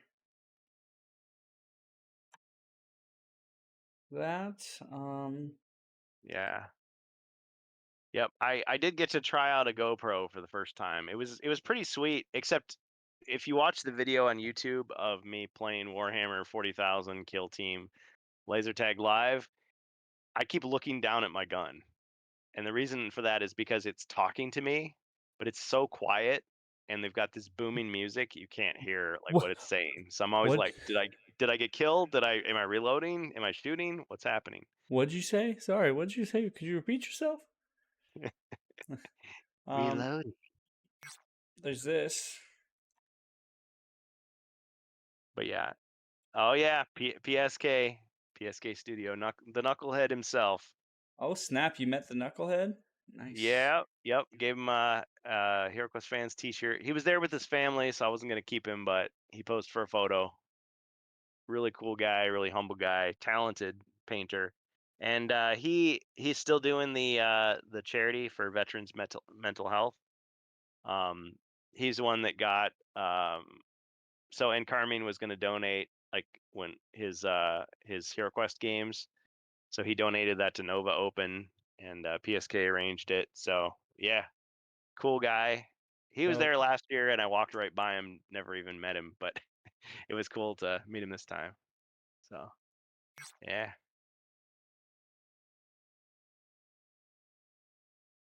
And there we go. There's the stuff. Now, what you don't see is there was a huge pile of Jungles of Delthrak boxes. They went through all of them. They sold a lot. every box was tied to a tin of those dice. So yeah, they went through quite a few. And over on the right, you may recognize that one, Spirit Queen's Torment, which I believe is in your collection with the green figures and the green dice. Yes, it is. You gave it birthday present. Yeah. Thank Yeah, you. man. You're welcome. And then Prophecy of Telor, of course, is by Stephen Baker. Stephen Baker is still writing quests for them. Like I kept thinking, oh, okay, he's gonna go do his own game, but he keeps coming back and doing little guest spots, and I love it. I actually, sorry. Speaking of 89. which, I'm Mm-hmm. finding shelving to hang that stuff up. Oh yeah, It's I like saw it in the background. for gaming stuff. So right now it's just sitting on my regular shelf, but I'm actually mounting shelving for my Yeah. board games. So Yeah. They had a lot of first edition HeroQuest boxes they were selling, or first edition of the remake, I should say, the big box. Change name to Mental Health Charity Program, still MHCP. Okay, so it's not just veteran themed.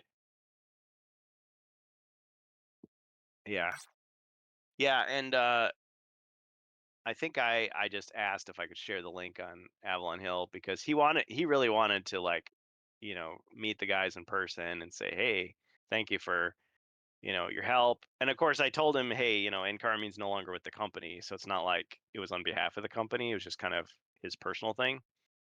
But yeah, there may be other people who, as individuals, may want to contribute. Okay. Yeah, this was our first view. And man, even though I was more prepared this year than last year, I didn't have data. And the Wi-Fi in the convention was terrible. So I had to use Ribby's phone as a hotspot so that I could post my pictures. So he got in ahead of me. And fair enough, he was ready. So his video is blowing up on Bourbon and Board Games. Rate, comment, subscribe on YouTube. Bourbon and Board Games. That's our friend Ribby. Anyway, this is First Light. So First Light was talked about. I did have an anonymous source that was telling me about this, that this was going to be a starter pack, because people were like, well, is this like a Paladin? What is the First Light? What are they talking about? It's an alternate game system. So this is going to be $50. It's going to be like in regular retail stores. We think like Target, Walmart, that type of place. Similar to how Gloomhaven had Jaws of the Lion, which was like a smaller box, affordable, mostly cardboard standees. You could buy it and use it as an expansion with a game you already own, or as a standalone. The nice thing about First Light, though, is it's also fully compatible with all the existing expansions. So if you don't want to pay $125 or $90 for the game system, you can pay $50 for this. And Doug he was so excited. He was just like so proud of this. And he was talking about how, like, we're still trying to get the veteran players to buy this because it's got 10 brand new quests authored by Stephen Baker, the OG himself. It's got all new hero sculpts. So even though you've got cardboard for everything else, you've got new hero sculpts. And over on the right, you can just barely see it. There's a brand new monster. Some of you may remember the HasLab campaign, the Mythic tier, how we didn't get the dragon. Well, guess what? There's a dragon. It's a different dragon, but they listen to feedback. So this dragon is a lot stronger. It's got more body points. He takes up more space on the board. He's a little scarier. He doesn't tip over. And he's got powers. He can fly around. He can shoot fire. It's pretty sweet. And Doug also explained that even though it's cardboard, you've got little tweaks here and there. So the fireplace, if you search for treasure in the room with the fireplace, you can use the fire to like heal yourself. I know it's weird. Actually, that's a reference to the Wizard Quest pack that was never released. There was a spell. It was like healing flames or something where you like pull the fire out of the hearth and it heals the people in the room. So that's a cool thing. They're like, have little Easter eggs. And the cupboard, when you search for treasure in the room with the cupboard, you actually get 2 cards from the treasure deck instead of 1. Just little tweaks like that. Some of the stuff I didn't agree with. They said courage only lasts for 1 attack, and it can be wasted if the monsters run out of the room, out of your line of sight. So I'm like, that's a nerf. I mean, I know that they intended that. I remember yelling at Avalon Bill about this and apologizing to him afterwards. It's like, that's not how it works. But anyway, but that's how they intended it. And they also have other little tweaks. So the dwarf starts with a hand axe instead of a short sword. Command. So the command spell where Zargon takes over one of the heroes, he can only use their weapon. He can't use their magic, which I'm like, I mean, so I guess he can't cast Pass a Rock on himself and like walk into a solid brick and kill himself. But I mean, he can still attack the other heroes. They were just like little things like that. Potion of Speed can't be stacked with itself, so you can't roll like 6 dice for movement, which I'm like, ah. Of course, as always, Zargon can do whatever he wants, but these are the rules how they set it out based on feedback. People were saying, well, this is unclear or whatever. Look at the movement dice. They're white now with red pips instead of red with white pips. A lot of people were commenting, well, but the instructions say roll the red dice, and people are going to be like, what red dice? So that might cause some confusion. But Doug Hopkins did say that the dice aren't final. So the dice that we saw, the combat dice, were kind of like an ivory color. And he said, well, that's not final. So there may be some slight changes or tweaks before the final version is released. We don't have a specific date. Although Day Dallas on Yield In said that he heard from an Avalon Hill employee, didn't say who, that they were hoping for January or February. Actually, could you flip back to the previous picture real quick? Sorry. Sure. No, you're okay. Stop it. As over the top as that GM screen is, I love it. Okay, so notice how the pad is purple. So purple is kind of the theme of First Light. You've got the rule book. People were saying those look like dragon scales. So remember the whole controversy with the cover. Clark Mitchell, the AI guy, did that cover. And people were pissed. People complained. I was one of them. And they got a whole new cover. Whole new cover. Different artist, not AI generated, they swear. And they had to do it. And I'm sure it cost them some money and it probably delayed this release, which kind of sucks for them, for sure, because they're a small team, small division. But they reasoned that, like, we have to do this because the fan goodwill means more. Because if people are going to reject this, and they wouldn't outright admit that it was AI generated, but it looked so bad that people were just rejecting it. So I think job well done in correcting it. It looks like a cooler cover, but you'll notice that the little booklet has kind of some of the old art. So I'm guessing they're probably going to change that as well. And we never saw the back of the box. Hey, Bohemians, how cool would it be if there was a world map on the back of the box? I don't know if that's going to be what it is, but you got some spoilers there for the first quest. We actually played the first quest, and Doug Hopkins himself played Zargon. And man, that guy can roll black shields like nobody's business. It's like, are these dice rigged? So I had my own dice that I brought. He used them, and he still rolled black shield. Like, dang it, this guy. Yeah. He also might have teased us. So, and Carmine loved to tease us. Doug couldn't tease us as much, but see that little rat token to the right, a little circular rat token? He said, oh, well, we had to include these because there were rats in the original game and some quests use those. And I'm like, wait a minute. The only quests that use these are Crypt of Perpetual Darkness, Joe Manganiello's quest pack, which isn't released in retail. So was that a clue that it was coming out? He didn't say. He couldn't say. Now he might have just said, "Oh yeah, so people that own the Mythic tier can use this," and But why would you need them then? Because you already have the plastic. So that might have been a clue. Because I don't know that those rats are used in these quests at all. But yeah, we can move on. Yeah, so you can see the cardboard standees for the monsters. It's the same image on both sides. And actually, even though this looks cheap, again, this is to get HeroQuest in the hands of more people. And the Brazilian HeroQuest from 1993 actually used standees. So it is kind of a take on that. So there's your dragon, kind of a cool looking design. But you see all the other cards are the same, but they have tweaked the text a little bit and make it a little more brief, a little more easy to understand for first time players. But those early previews that said the gameplay was simplified, don't believe it. Gameplay is just as complex as the previous HeroQuest, and it is, I think it's slightly more difficult than like the game system. I mean, the trial is a tough quest, but this, I forget the title already. This first quest of First Light that we played, it was definitely a challenge.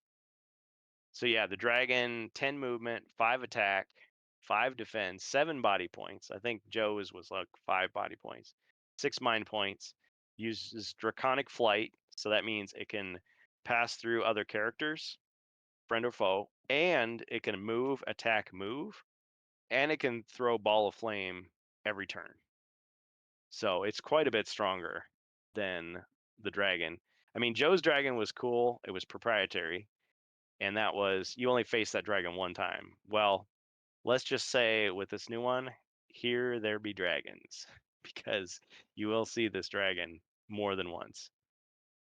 So should be pretty epic. And of course, that means more stuff to use for your custom quests. Now, one of the questions that we got asked quite often was, is this going to cause a split in the community? Is this going to cause a split between the people that have the game system and then people that have this?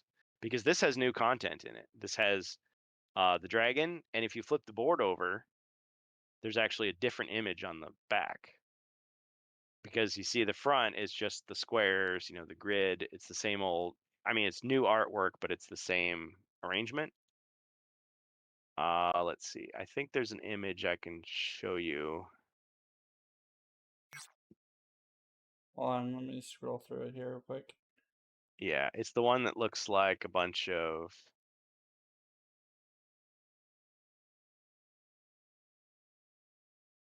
yeah, you see there's a board, Oh, oops. kind of looks like a bunch of magic cards. I'm looking.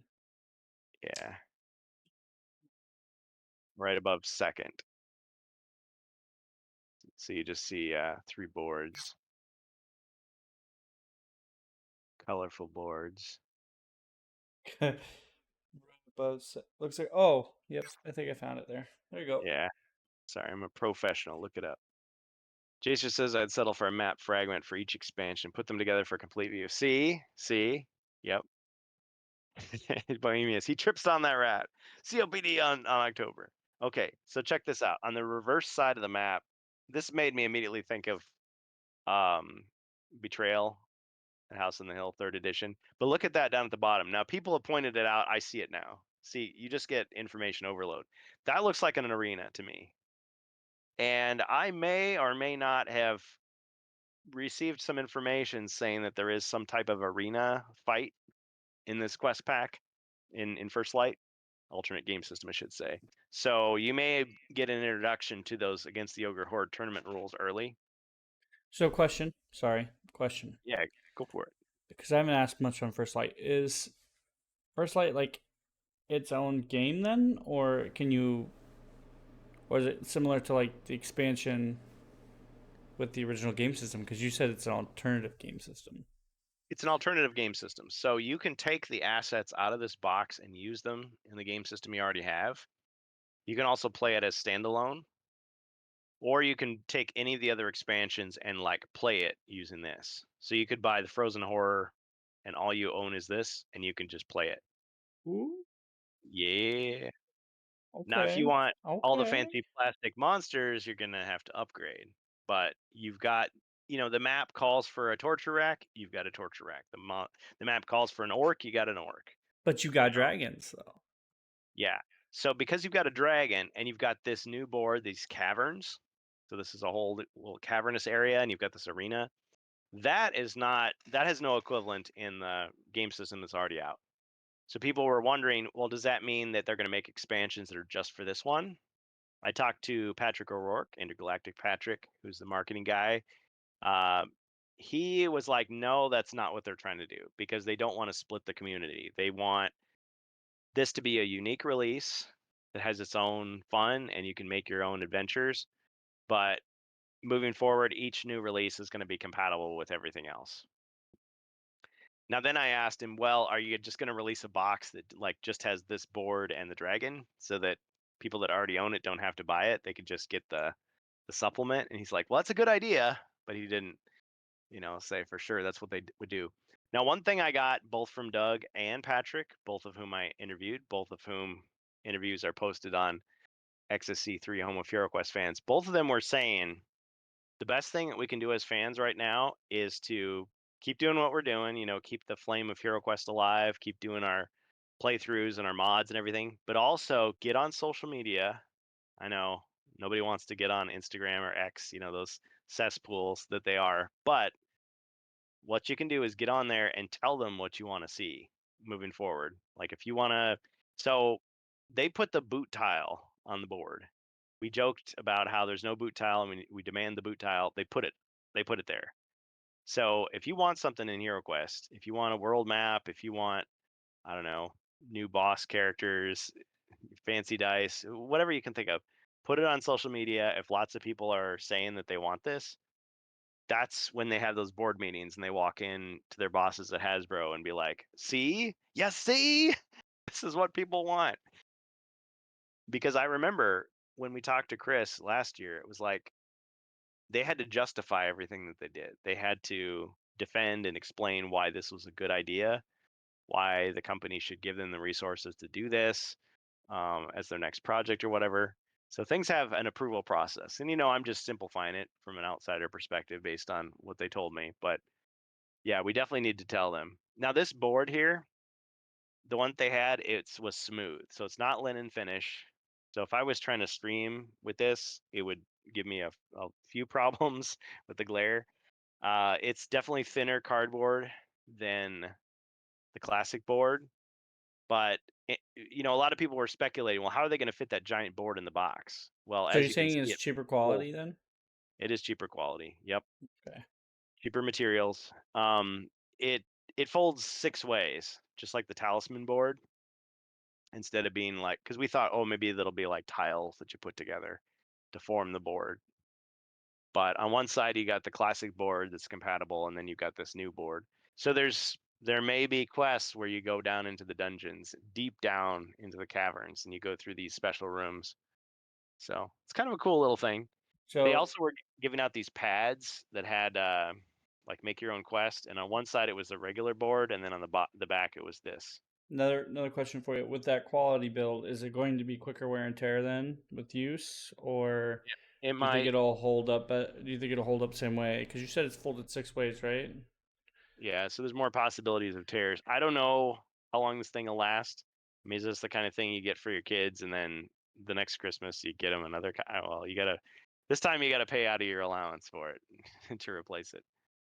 I don't know. Right. So I can that I so can see that this comes being, with my question, because like I said, yeah. been hearing you, and we're going to the final product here, and you were talking to me earlier before the for the Rantcast about the AI art and stuff like that, and I told you about how like it possibly could be because they had like maybe less resources at the time.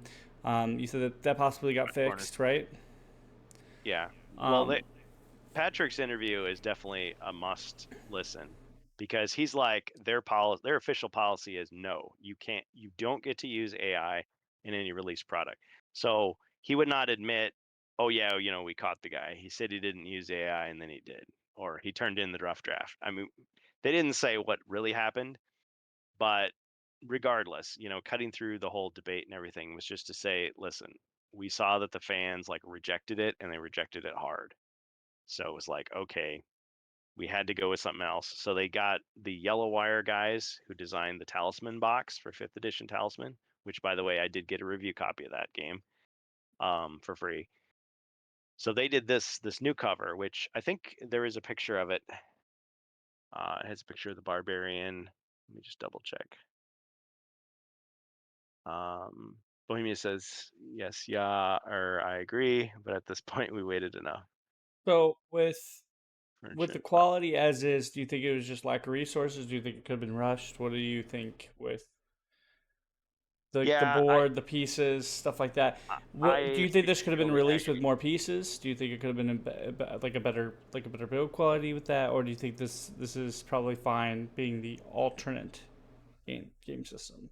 I think it is fine being the alternate. I think the fact that the cover was so cut rate shows that they really were trying to do fast and cheap. So once again, being like Too fast being and too newer cheap. than I would be, right? If I was a first time, uh, like HeroQuest buyer, if I was interested in this product, and this would be my first exposure, would this be something that you would want exposing to somebody first, or would the original game system still be something that you would want to introduce to somebody first? Well, I'm so nostalgic. I would want them to see like the original game, but I think this would still be a good way for them to be introduced to the game because you're only out $50 as opposed to 125 or Okay, 130. so it is cheaper. It's Much a cheaper, yeah. okay. And it's going to be on the shelf next to Monopoly or whatever. So there's a new picture for you. Is it going to be So, more available then? well, we don't know exactly. So Gloomhaven is a different company. It's not Hasbro. But Gloomhaven started out as a Target exclusive and now it's just like in all stores indefinitely. So I have a feeling that's what they intend for this is that they might start out with a couple stores and then they would go to more stores. And so this is the type of like impulse buy game that they would put out. Party game, family game, whatever. And then when people realize, "Oh, there's more to it, I can buy expansions."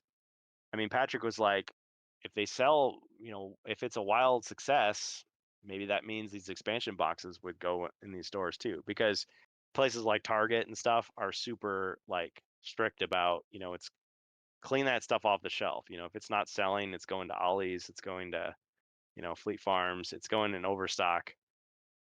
It's got to be good, and it can't be like, it takes up the whole shelf because the HeroQuest box is huge.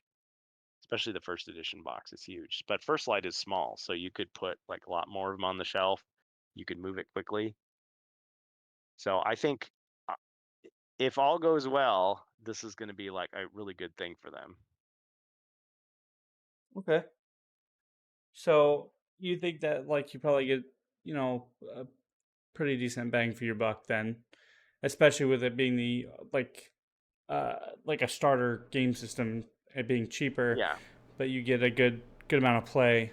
And yeah, it's been if you're quests. coming back for and you have all the expansions, you have the game system, you can still use this and still get more quests, still get stuff out of it.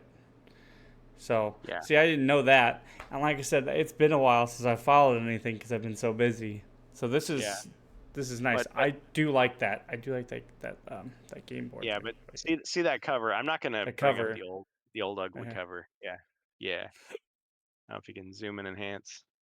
There we go. Um, Yep. yeah, I can, but So it's gonna be this real. is It's fine. gonna be real It's blurry. fine.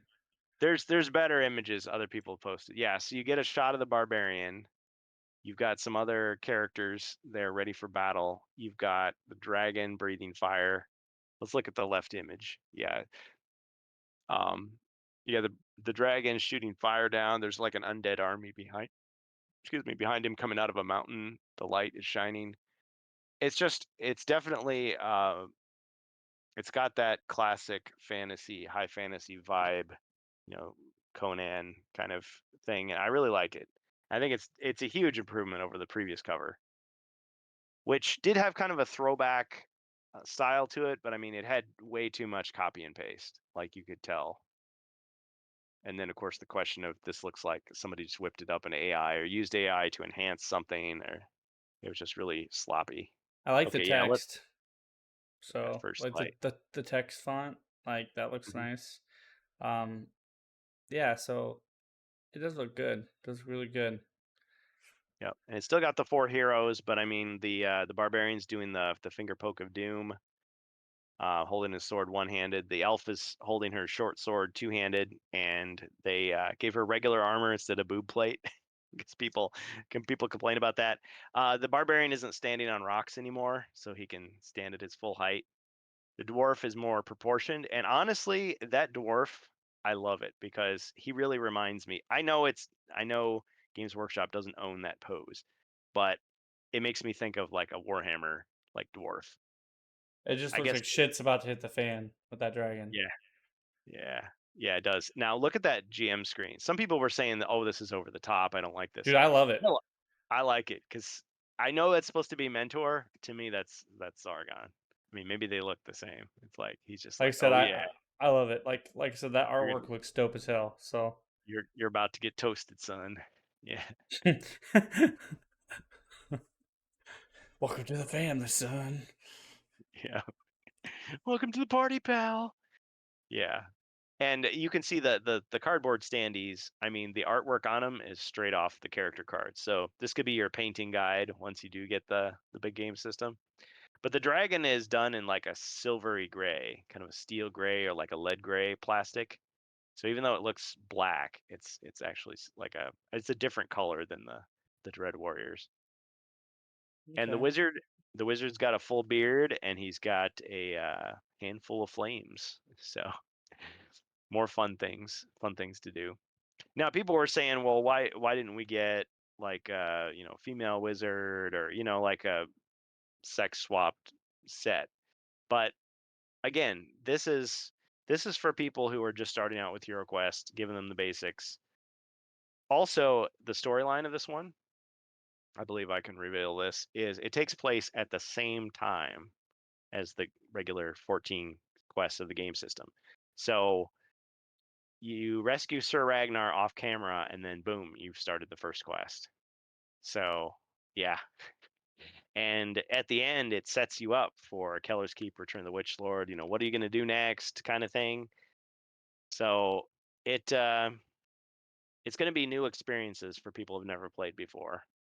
But it's written by Stephen Baker, so he came back to the drawing table again. And Baker is great. Besides being the OG of HeroQuest, he loves to put like story, like lore into his quests. Lots of little details about the world. He likes to throw in like surprises and gimmicks in the best way. Like, oh yeah, you meet this monster, but he's got this, special ability, or whatever. He says this to you right before the fight, kind of thing. So there's lots of surprises to expect, lots of cool things, and so I'm really thrilled. I mean, I thought he did a great job on Prophecy of Telor, and I think you're gonna get similar experiences here. Even though I haven't played, I only played Quest 1. Well, Some of those tweaks, I mean, who knows? But you can see the combat dice are the same.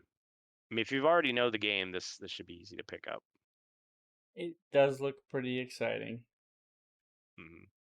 But more like a traditional game. I mean, when you buy the HeroQuest game system, it's like a deluxe game. Like everything has like a linen texture on it. You got the hand stitched booklet. It's kind of like too much. Like they didn't need to spend that kind of dough on making it that fancy.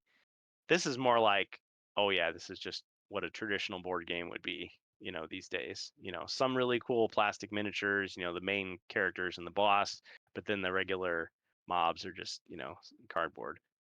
Right on. Yeah.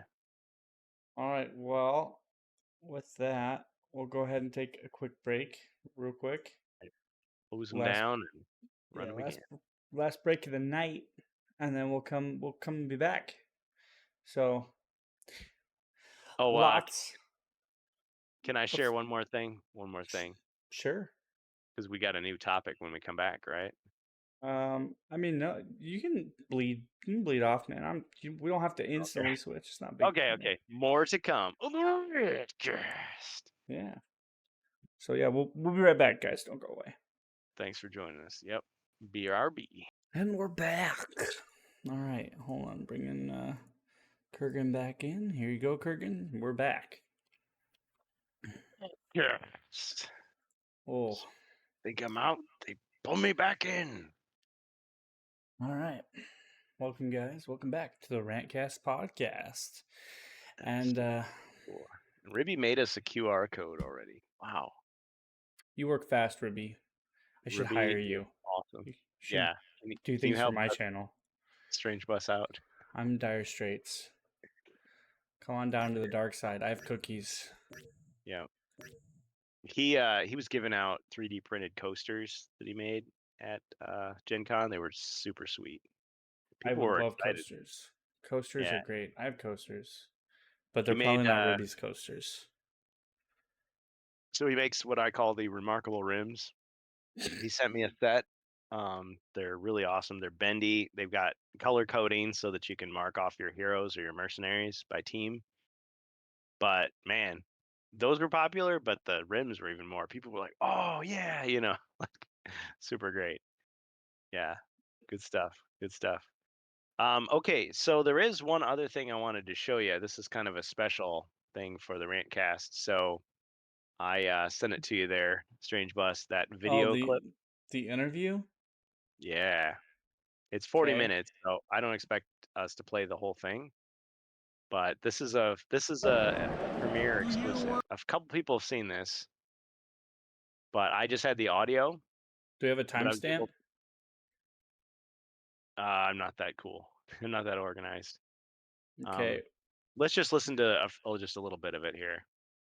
Okay, we'll go to 20 minutes. I have no knowledge of Doug any Hopkins. officially sanctioned hero. Yeah, I'm wearing a GoPro, so it looks If kind that's of in the weird. works, we haven't announced it. Underground, unsanctioned tournaments. I will say though that I'm really glad you asked that question because that was a really big source of pride for me. We added that with you all in mind. We thought, let's give them something that they can create content. And I have seen people creating content with that, and that really warms my heart. I'm like, yes, they're getting it. They're seeing that we're giving them things. I see the tournaments that people are running on some social media outlets. When I went to Italy, I saw. And sorry, just gonna pause this for a quick moment. This is Doug, right? Yep. Okay, just for anybody who might be listening who's not watching. Mhm. Yeah, so this is Doug Hopkins, interview with Doug Hopkins at GenCon. So just Yeah. letting people know. He's written quite a few quests for the remake HeroQuest. He makes a lot of design decisions, so like he will pick out like the art that they want to use. He does the rules. He maintains the rules. He answers questions on the Avalon Hill Discord, but you'll notice whenever it's a question that's not about rules or design, he'll say, "I'll pass that along to other people."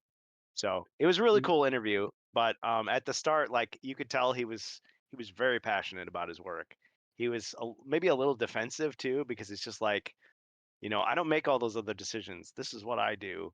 And he wants people to see that they are like trying really hard to listen to the fans, to give us what we want. It's just that it requires patience because it takes 18 months for them to turn around, So idea. to answer Bohemius's question, I mean to ask every time from which anime is the sleeping girl in the break Oh, yeah. screen. To answer your question, because I did the design, you can definitely tell between who's hosting the Rantcast. I did Yeah. the overlay that you're seeing now. Which is really awesome. The BRB screen, I just picked that because it reminded me of when we take BRBs, how I like to take cat naps. Yep. So I have no idea which anime it's from. The only anime I watch is like classic anime, and I guess that is from one, but like unless it's like Cowboy Bebop or I It's guess not like Cowboy Bebop. like It's Foley Coley or something like that, like something from like my not- teenage years. It's I not don't know what it is. Neon Genesis Evangelion. It looks too like 90s. It doesn't look Yeah, like. it's super old, but like I might know what it is like if I watched it again, but like I don't know. I saw the GIF and I was like, yep, Perfect. that's it. That's what this is. Because But yeah, between editing back when we started the Rantcast and me doing streams, I used to exhausted. roll like almost 72 hours without sleep. So that's totally what that reminded me of. That's rough. I so I had a great time interviewing Patrick O'Rourke. There's only just a few seconds of his like video for his interview. The rest is all audio. Just introduces. But with Doug, it was like he's like, well, we could do video. But I couldn't even tell if it was recording. Like the battery died, so I thought it was gone. But then when I charged it back up, I was like, oh, there's footage. So I was like, oh, okay, well, I can share some of that. But yeah, he was super like appreciative of the fans. So I mean, I know that when these guys are promoting products, like business people in general, Sometimes you gotta like tell yourself, hey, listen, this guy is not my friend. He's not my buddy. He's not my pal. He's a businessman trying to sell me a product. But also there is that fact of you do get people that genuinely take pride in their work, and really want to form a connection with the community.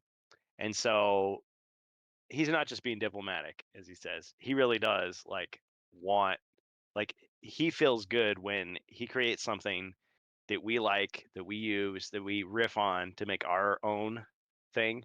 So it was a really cool interview. And like I said, I'd never talked to him before in person. So it was definitely a treat. Yeah, to and sit we'll down with him. play a little bit of this here, but we'll go. You can go ahead and check this out on Kurgan's channel on YouTube as well. Yeah. If you want to watch the I'll full be sharing it. I'll be sharing it publicly soon. The one that's up there right now is just audio, and it's just as good. You get all the information. Actually, I think the last maybe like 5 or 6 minutes are cut off because that's when the battery died on this one. So if you want the full thing, just watch listen to the audio version. But yeah, the Patrick interview is great too. With Patrick's interview, I asked him. I mean, some people like don't ask him about the cover. I'm just like we've got to talk about it. So I asked him about the cover, and you could tell he was, it was an uncomfortable topic, but I think he gave good answers, and sincere, answers, as much as he could, about saying like they had to do it. They had to. It was not worth it to double down and just do the quick and easy cover that the fans hated. They had to go with the better one, and so I think it was the right choice. And if it delays First Light, that sucks, but I think it's worth the wait for me as a consumer. And if I have to pay a couple dollars more because it's maybe a better work, I don't mind that. All right, And are we? Go for it. Go for it. The fan group Clip- there clip- running clip always their own needs to be set up. tournaments, and I'll just point out they didn't run the tournaments how I wrote them. I wrote them so that they would be fair for the heroes and the heroes would win, right? Hopefully by the skin of their teeth. But they rewrote them to be more fun in a tournament environment. And again, that's just the strength of HeroQuest.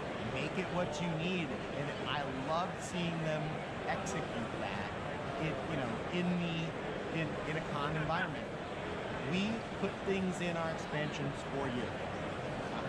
Another good call out is Jungles of Delphrag. That choose your own adventure system was for you so that you could talk about the choices you made and why you made them. What ending did you get? Why did you make those choices? Why did you go left instead of right? I want you to talk about those things and share your stories with your fellow HeroQuest fans. And now you have this new way that you can sandbox. Maybe it inspires you to do your own choose your own adventure quests and talk about those. I guess I don't do enough of that. I mean, when I do a game, we record our sessions, and so I think, well, it speaks for itself. But who's going to watch the 3-hour game? So sometimes, one of our players, Jacer, he will say, oh, the brave dwarf did this, but he was unable to. And so someone might hear that and go, oh, I want to see how that is. And I know that it's maybe not as exciting as maybe some other people have done, but I have used the arena rules. So we started playing Crypt of Perpetual Darkness, and it started in a tavern, so we decided to make it a tavern brawl. Where the town guard, loyal to Zargon, comes in and starts attacking the heroes, and so they have to fight this huge mob of mercenaries. So, and it was tricky. It was hard for me to keep track of because it was a different way of playing. Yeah. Keep track of, okay, have I activated this guy? Well, I got to make sure the token is somehow balanced in the right place. But I think we had fun doing it. Yeah. It was something new. You raise a good point about tavern. There's another piece that I keep seeing people. Oh, we put the tavern off to the side, and that's where our heroes are between quests, right? I see people using the tavern like that, and I love it. And that was an inspiration behind Rise of the Dreadmoon that we put the hideout in. I like the hideouts. Yeah, and you see that we put little things, for the heroes on the floor on the hideout. Because I'm like, maybe they'll use hideouts in their game. When I see you using things creatively, it inspires me to give you more things like that. And again, That is really good. I like that. He seems very passionate. See, Yep. Very, very passionate just by those words there. I'm going to say, because based on what I'm hearing here, that if you want to see more, you should go to your channel and watch that. Mostly for the views and for the fact that this whole thing is 41 minutes long. We are popping in at the 20-minute mark. Yeah.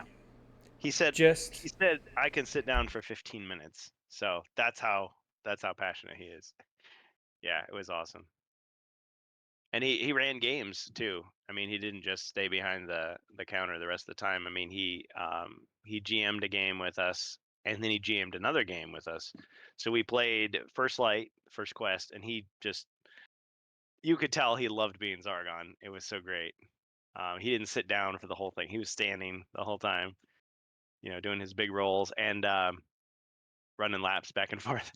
And then later he had actually a special quest that he'd written for Frozen Horror that is not released, and he just sat down with some of us. So Rob Champ was there, Angus, McBain, Ribby, myself. So we got to play a special little game with him. So it was cool, and it's just cool seeing how he does it.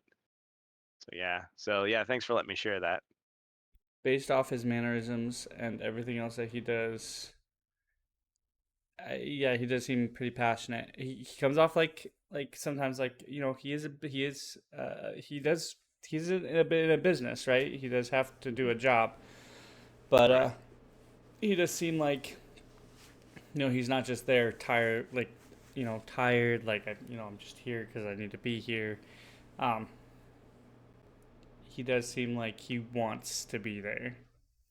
Yeah, he definitely does.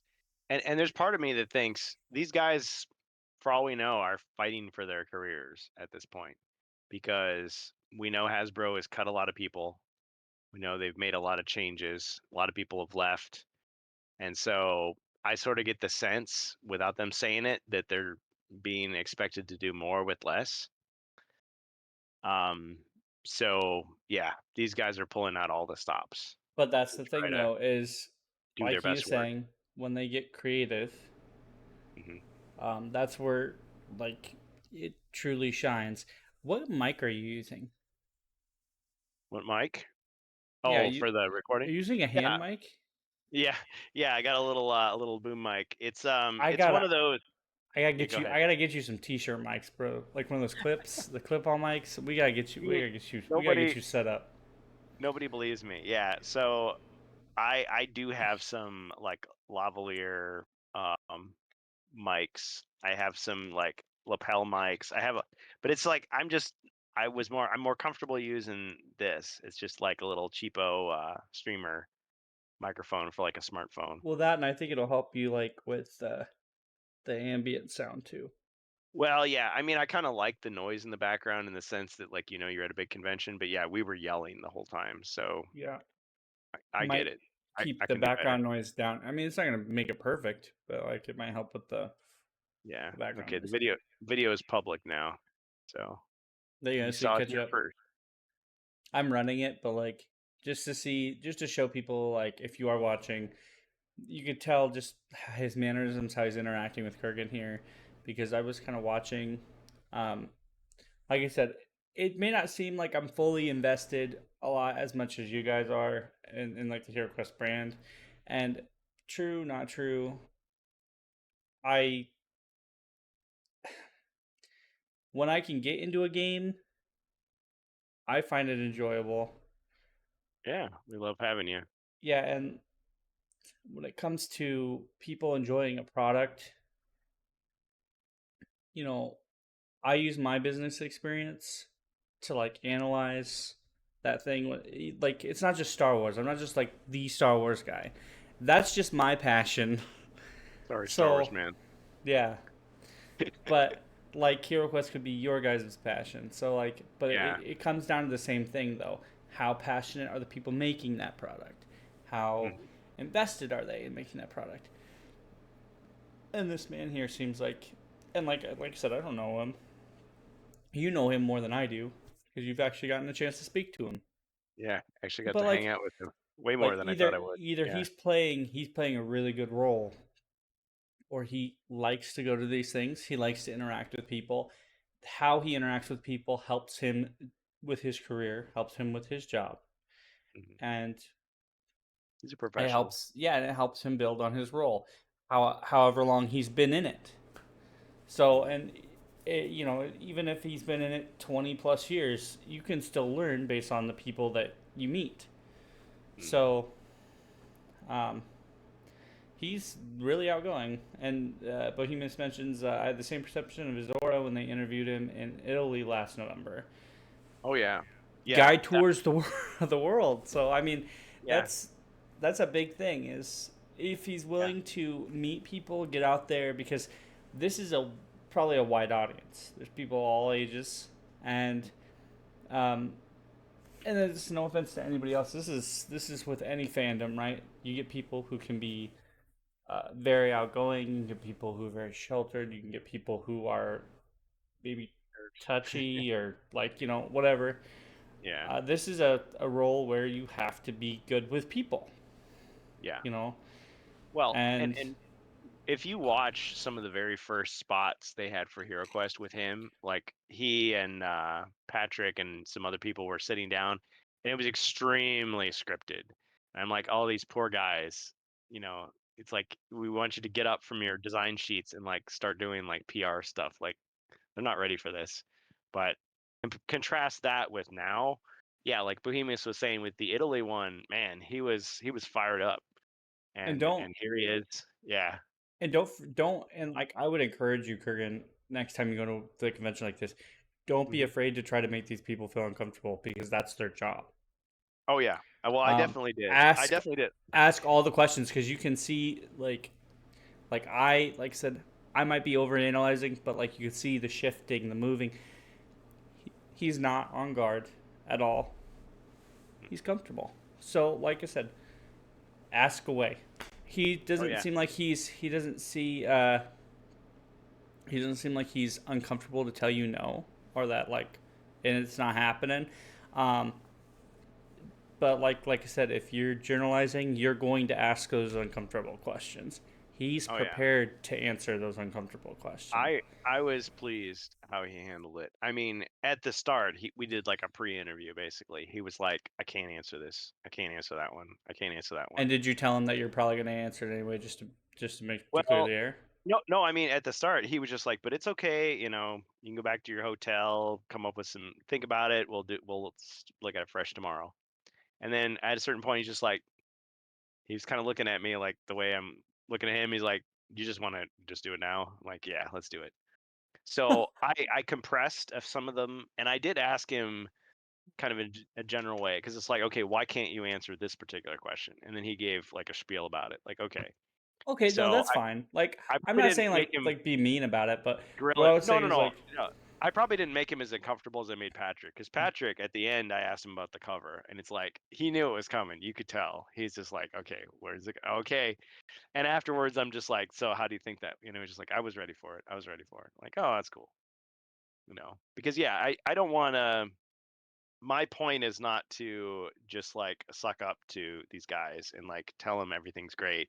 If I think there's something that, hey, we've got this burning concern that we need to bring forward, and we want to know how you react to it. And it's not like we're trying to trap them, like, oh, watch him say something stupid so we can jump on it. But it's like, I really want to know. I mean, even if they can't say it in their own words and they have to say like what the company line is, at least we can get it straight from them. So is that your script in front? yeah. But he's reading. He's reading your script. Yeah, of course. Okay, I didn't know if you had anything in like personal or anything like that you need to share afterward. But I was like, most of the time if they're doing that, they're like trying to like. Sometimes they might be like, yeah, they're trying to prep personal. They're trying to brace for any personal questions or. You're not. It's like, why are you such a No, it's not a script in the sense like I say this and then he says that. I wrote out those questions based on what people sent me on YouTube, so there's no behind the curtain here. Oh yeah, no, like as in like they're like looking for questions that might be like, because it's like your cards are on the table, bro. Like you Yeah, they're right your there. hands out there. Yeah, but I also riffed on them, and there were a couple where I said, well, this isn't on here, but I'm gonna ask you this. So yeah, it's kind of like a job interview. You know, you prep for the questions you think they're gonna ask, and then they ask a few that you weren't ready for. But I think he handled himself well. But yeah, he's reading the script, bro. Yeah, Look at him. man. He's got the cheat code right there. It's like you I left your poker cards on the table, man. Doug Hopkins say this. No, it's not that. I mean, I can post it up if you want to see what it Oh was.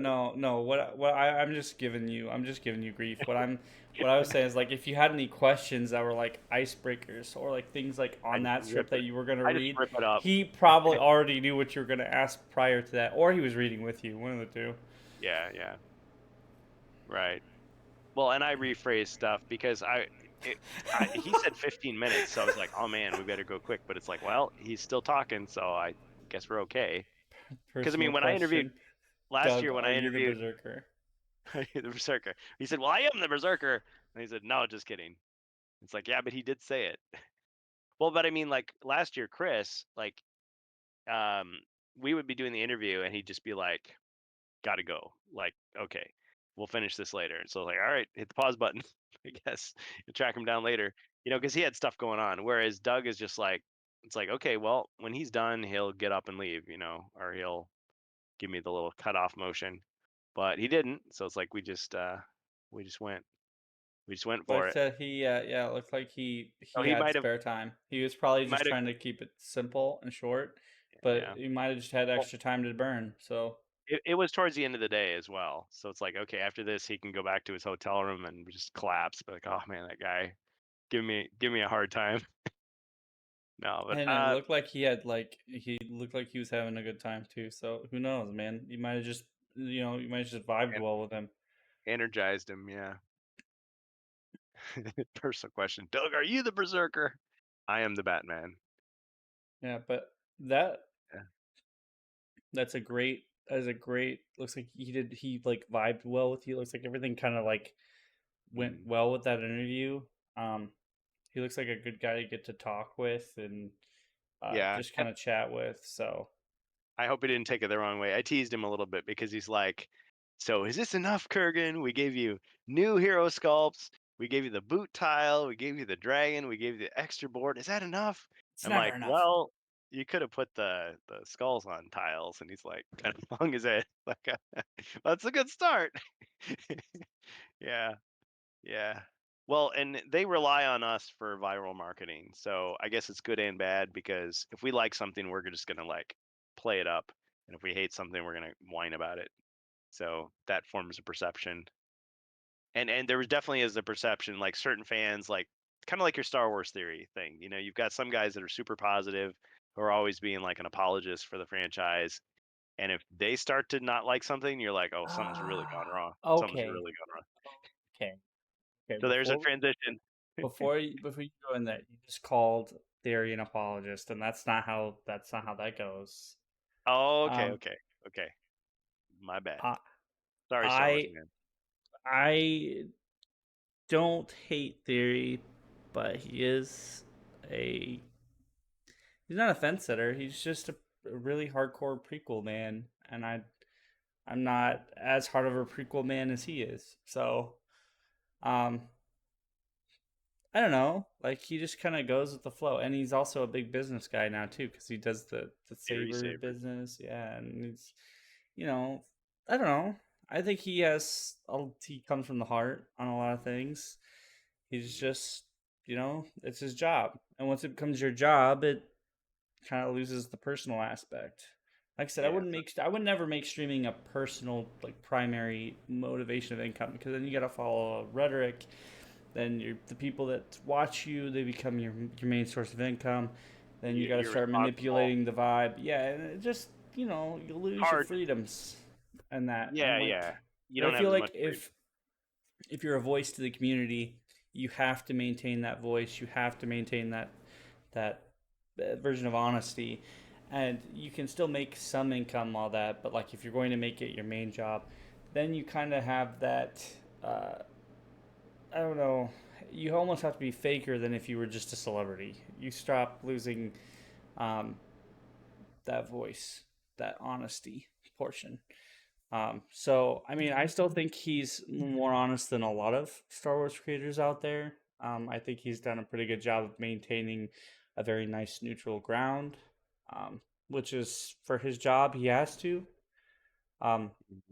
But he does side with some people who are one-sided on some one-sided things, which I don't mind because I kind of have the same personal view of it. But he's not. But yeah, he's not a company man that has to say the best about everything.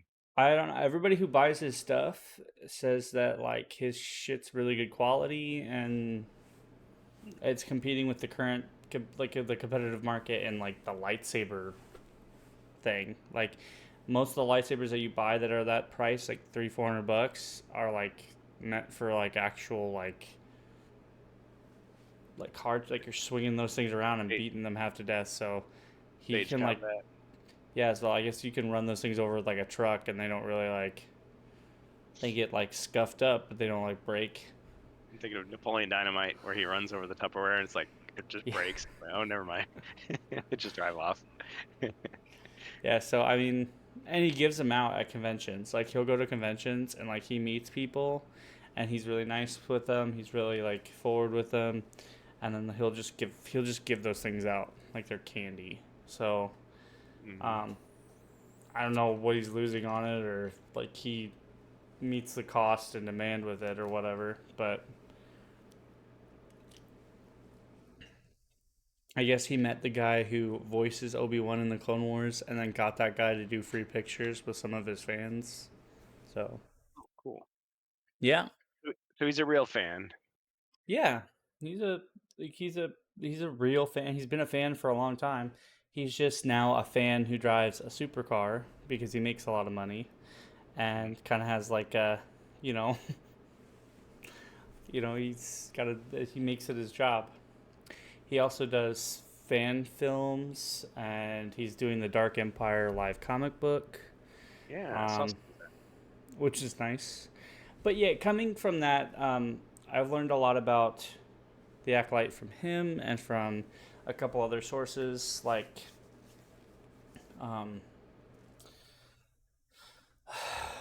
Leslie Headland herself in a lot of interviews. So a lot of mainline interviews. And I will go and pull one up right now. So let me just pull the one up that I was going to bring out. This is the nonsense that I was talking about on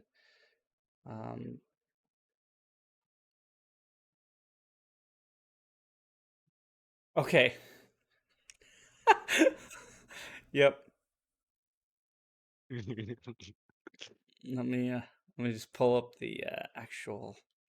So the Reddit post was removed due to the fact that so many people hated it so much. But dumpster fire.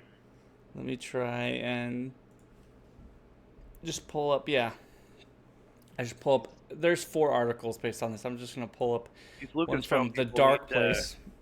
They need to build a burn pit like you did. They need to stop lighting these dumpsters on fire. So as of July 22nd, this is a little dated, but that darkplace.com. There's 4 other sources I can quote for this too. Okay. But we'll go ahead and this has, by the way, I'm going to give people the warning now. This has no relevance to anything that I believe in politically. I'm just going to let you know that politics, real life politics, does not belong.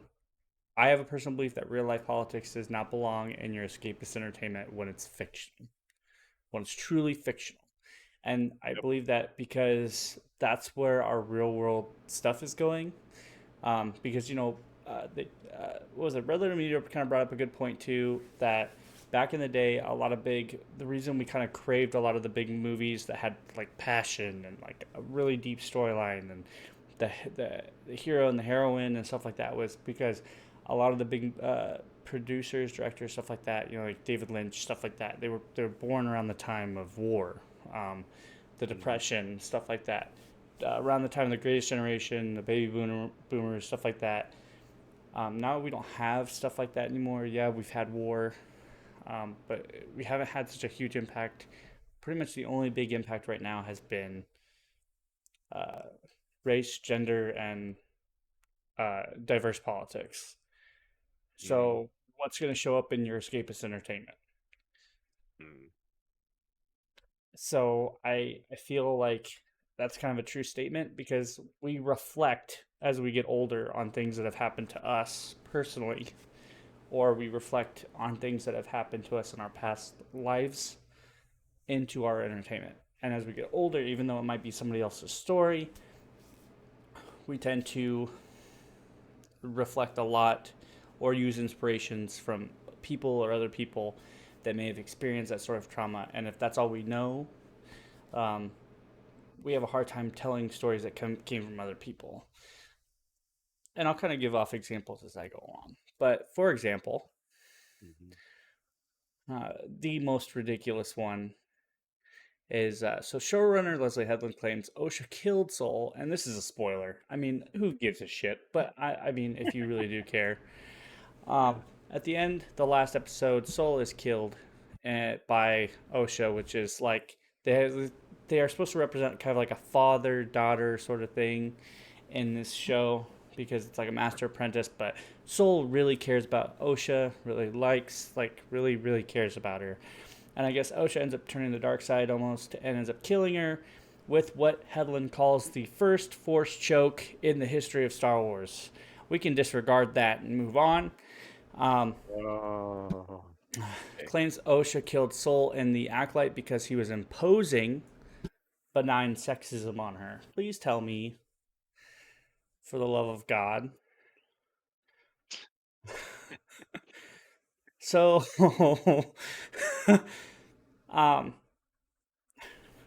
so somebody's killing you, and you're like, I forgive you, and you're like, no, I gotta have my in this scene moment. In this scene particularly, she is killing him because she doesn't have a working weapon, or she doesn't get a hold of his weapon until a little bit later on. So she's grabbing his weapon, but she's choking the shit out of him.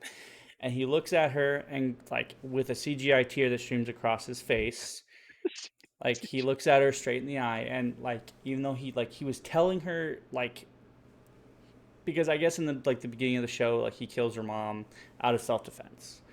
I guess she wasn't trying to hurt him, but when she turns into this scary space witch, he thinks it's an attack provocation, so he kills her.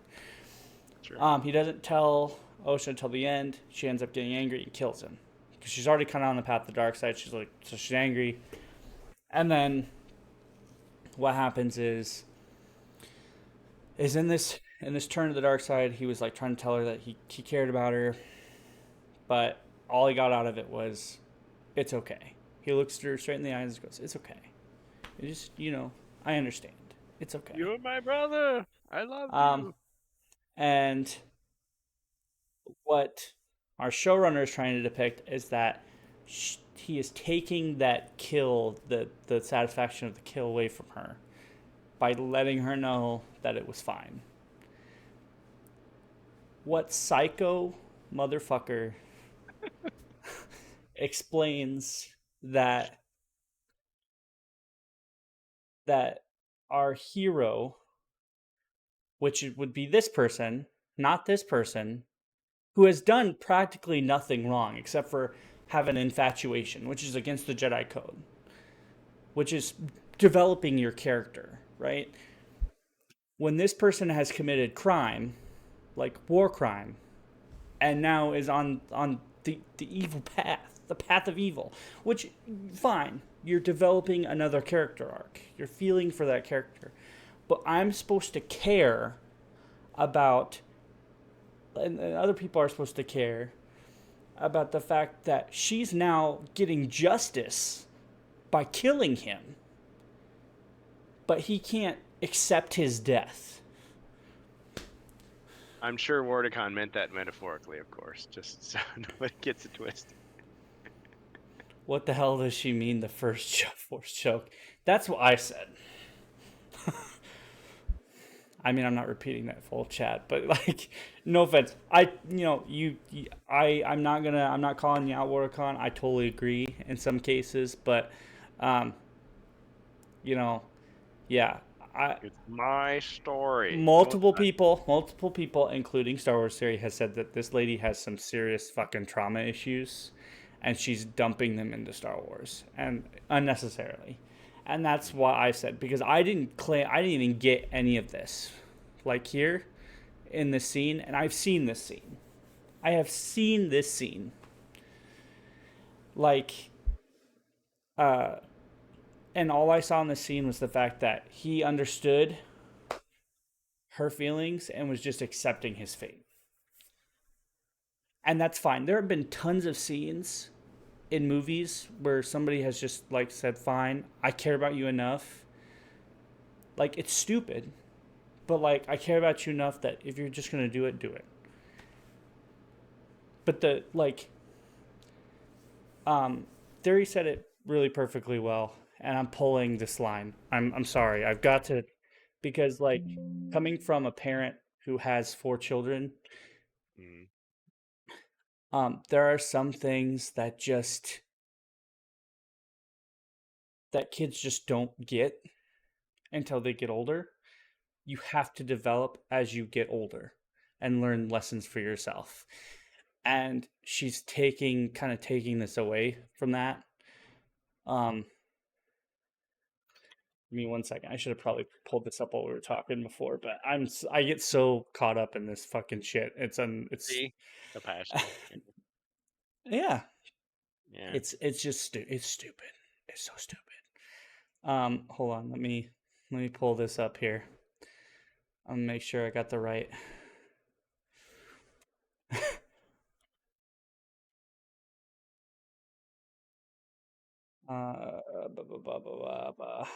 Okay, I think it's right here. Let me go ahead and pull this up right here. So this is credit to Star Wars Theory, because this is where I got this from. So just a couple seconds here. We'll just take this. Star Wars Man is going to be the betrayal of the father. Bro, she literally turned into like a demon witch, and it's a betrayal of the father. Yes, of course. Clearly, there are no daddy issues whatsoever when it came to writing this story. And I knew we had to juxtapose Luke's forgiveness and Vader's redemption. We're like, this is a story about the Sith, so that's not going to happen. You're absolutely right. There's this thing that's called benign sexism, and part of it is this paternal protectionism.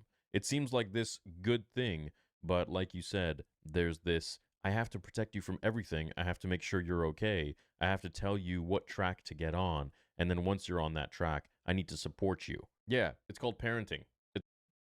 right there. It's called being a dad or a mom. Dang, yeah. And that's exactly what it is. And he continues down that path, describing what that is. Solid because point. That's what the father-son relationship is. It's not Soul's place, and it's actually described to him, I think, in a trailer where he says, I would like to decide what's best for Osha, and Ajay looks at him and says, that's not your place. And it's not. But when you have that feeling and you've raised somebody from being that young, he's practically adopting her into that role. And like I said, if it were my child, I couldn't say I wouldn't have the same feelings. But at the same time, yes, you're human. So I cannot understand something that is so fucking confusing feelings wise, because if I were to watch that whole fucking show, I would have never caught anything of what she said or of what she was trying to portray in the show at all. And it would have been brushed over the rug for me. Like you're just a man or whatever, or you've never experienced it. Okay, great. But like when you're trying to make art or you're trying to make a story, that's the whole point, is you're supposed to relay those feelings to the audience. I want to fucking shoehorn my fucking trauma dumping into Star Wars, or shoehorn as many like weird ass characters as I can, just because I want to or I feel like I needed to. No, the whole point is whether you're making Star Wars or a random ass movie, which this lady, besides Star Wars, has not made practically any good content whatsoever. And we can tell, like, if you're going to make something that has that sort of feeling in it, because if you're going to do it, great, good for you. I don't care, because it's probably not my wheelhouse. And she's probably right. It's probably not meant for people like me. But I would be able to catch it more than not if I were to watch it and you were telling the story clearly. Like, the only reason Theory caught it and like I caught it was that it was relayed in a fucking interview. And he even mentions it in here. Like, that was never caught. That would have never been picked up. Neither was the first Force choke thing. Like, once again, this is shit she's just stating in an interview. And she keeps doing it. So you're practically running your fucking show in the ground. Yeah, that's not good. Let me ask a question. Who is the person who said Anakin blew up the Death Star? Was that someone connected with this show? Bro, I have no idea what you're talking about. There's this clip of somebody who's I don't know if they're just a media person or if there's somebody at Lucasfilm. They're like, well, people forget that Anakin blew up the Death Star. And I'm like, what the hell are you talking about? And he says it twice and like nobody corrects him on the interview. Man, I'm gonna have to look that up, find out what the context. But I was like, no way. What is even going on over there? But yeah, there is a podcast that he does with a couple other people, and it is pretty strong. It's pretty strong for my taste even, but I would agree with some of the stuff that they're talking about how, and I think it's kind of down your alley, Kurgan, because some of them are just original trilogy lovers. That's it. Yeah. And they were talking about how Star Wars died like back in 2011. And I'm like, I don't hate the people who like other Star Wars stuff than I do. I hate the condescension from some of the creators towards their fans. And like I said, to me, I'm with Theory on the same fact. It's like, I'm just looking for a decent story. Wrong with that. That was it. And like, good characters. To some people, like I said, the trilogy was enough. They could rewatch it. That was it. Like, to me, Charlie Barnett. So one of the actors on The Acolyte said that in an interview.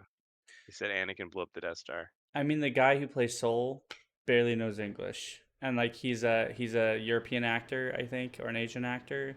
He's a really good actor, by the way. But that's what I'm saying is they needed a translator for him to do the interpretations. And the reason I mention that is because I heard this guy learned English to be on the show.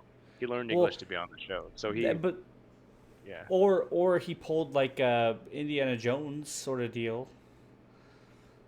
Or he just learned the lines enough. Oh yeah. Well, I think about Christopher Lambert, the Highlander actor. Like, he had such a thick accent.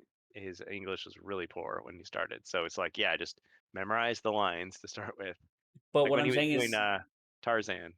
I mentioned that because he is a good actor and he helped sell the show. Like, yeah, he and Carrie Ann Moss. Yeah, for the people that there for like 10 fucking minutes. Yeah, they fooled you thinking that she's going to be the main character. But so there's a link to the guy just making an ass of himself.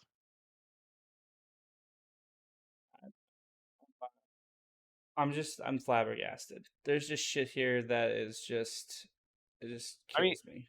I'm not saying everybody on a Star Wars show has to be a Star Wars fan, but if they should have a general overview of how shit works. Yeah, like, give them the basics so that they don't make a fool of themselves in an interview, because that reflects badly on your brand. And like, that's not just coming from like a Star Wars fan. That's like, I don't know, if you're playing in a serious role and you're learning to be the character, you should know how the character feels in the character's shoes. If you're playing in a major motion picture that revolves around a trilogy or an anthology, you should probably get the history of that show and or that like the general idea You've before got hopping in. somebody you've got somebody with you at the interview. You can like tell them. That's Like, right, Bohemius. I totally forgot. Yeah, he was in Squid Game. yeah, well, Sorry. and that makes sense now because Nerdrotic was when he was doing his hilarious reviews, trolley reviews of the Acolyte. He kept calling him Squid Game, like he wouldn't call him the character name. I'm like, Squid Game. I haven't seen that. I came off kind of insulting. Yes, he is Korean because I like I said I didn't do my homework before the podcast, and that's my fault. So yes, he is Korean, and he was the protagonist of Squid Game. I haven't seen Squid Game, but I remember it was popular. The reason I mentioned that he needed the translator was the fact that somebody who can barely speak the language but can act and speak the language during their role, to me it speaks speaks volumes. So that means they're a professional. They're willing to step into the role and be serious about it. And like to me, out of all of the characters, Soul was like one of them that just stood out. You might say he was the soul of the show. I mean, and there were some name actors in there that did okay, but like I said, it's just like and I've never watched Squid Game that much. I've seen bits and pieces. It's just once again, I'm getting old. It's not something I was interested in. That's the game show where people get killed, right? That was the yeah. It was on was it Netflix that had it? Yes. Okay. Yeah, I remember hearing about it, but I never watched it. But yeah, anyway, so to break down in the final episode, like I said before, Soul confirms to May and Kymir that he killed their mother, and Seiya. Osha overhears the conversation and then confronts him. I'll make sure I'm accurate here. However, Soul makes it clear that what he did was the right thing to do and did not form the Jedi because he was trying to protect Osha, and she would have been sent away because she was too old to train and never been allowed to become a Jedi. He goes on to tell her that he did everything because he loved her. However, the word love is cut off and Osha begins to force choke him. The first force choke in Star Wars. So in all those thousands of years, nobody thought to use the Force to crush somebody's windpipe. According to Leslie Headland, nope. Anyway, as he's being choked, Soul then tells her it's okay. Osha then kills him. So Maggie Lovett in an interview asked Headland what's so interesting about that moment. She said it's a tragedy. He doesn't even give her the agency to make this choice herself because he's accepting his fate. It just adds so much more insult to injury. You can't even let her get a satisfactory kill because you're like, it's okay, it's so good. He's choking her and goes, it's okay, and she's like, come on, you misogynistic bastard, just let me choke you. And he's like, oh, I'm sorry, it's not okay. Like, come on, are you fucking for real? Patrick Bateman. Like, what a fucking psycho. Yeah. It's like, I'm gonna murder you. Oh, I didn't know you cared. Like, oh. But she says, we also know this is going to be the betrayal of the father. I knew it was like they were saying, it's juxtaposed Luke's forgiveness and Vader's redemption. We're like, this is a story about the Sith, so it's not going to happen. So in one interview, she says that technically the Jedi aren't the bad guys, right? They're supposed to be the good guys, but this is a story kind of portraying the dark history underneath the Jedi. But yet it's a story about the Sith, so we're going to make the Jedi the evil ones and the Sith the good ones. What? Are they unreliable narrators? Is that what it is? This is propaganda. I don't know, and that's for the devil. That's what I'm saying. Is like, I don't know if like she's trying to say that like not every Sith is a bad person, and like if you're undergoing trauma, you can utilize the dark side to do good and like utilize justice, and not every Jedi is a good Jedi. They're bad. I don't. Yeah, from my point of view, the Jedi are evil. it's benign sexism, and part of it is paternal protectionism. But That's like saying, yeah, it's just silly.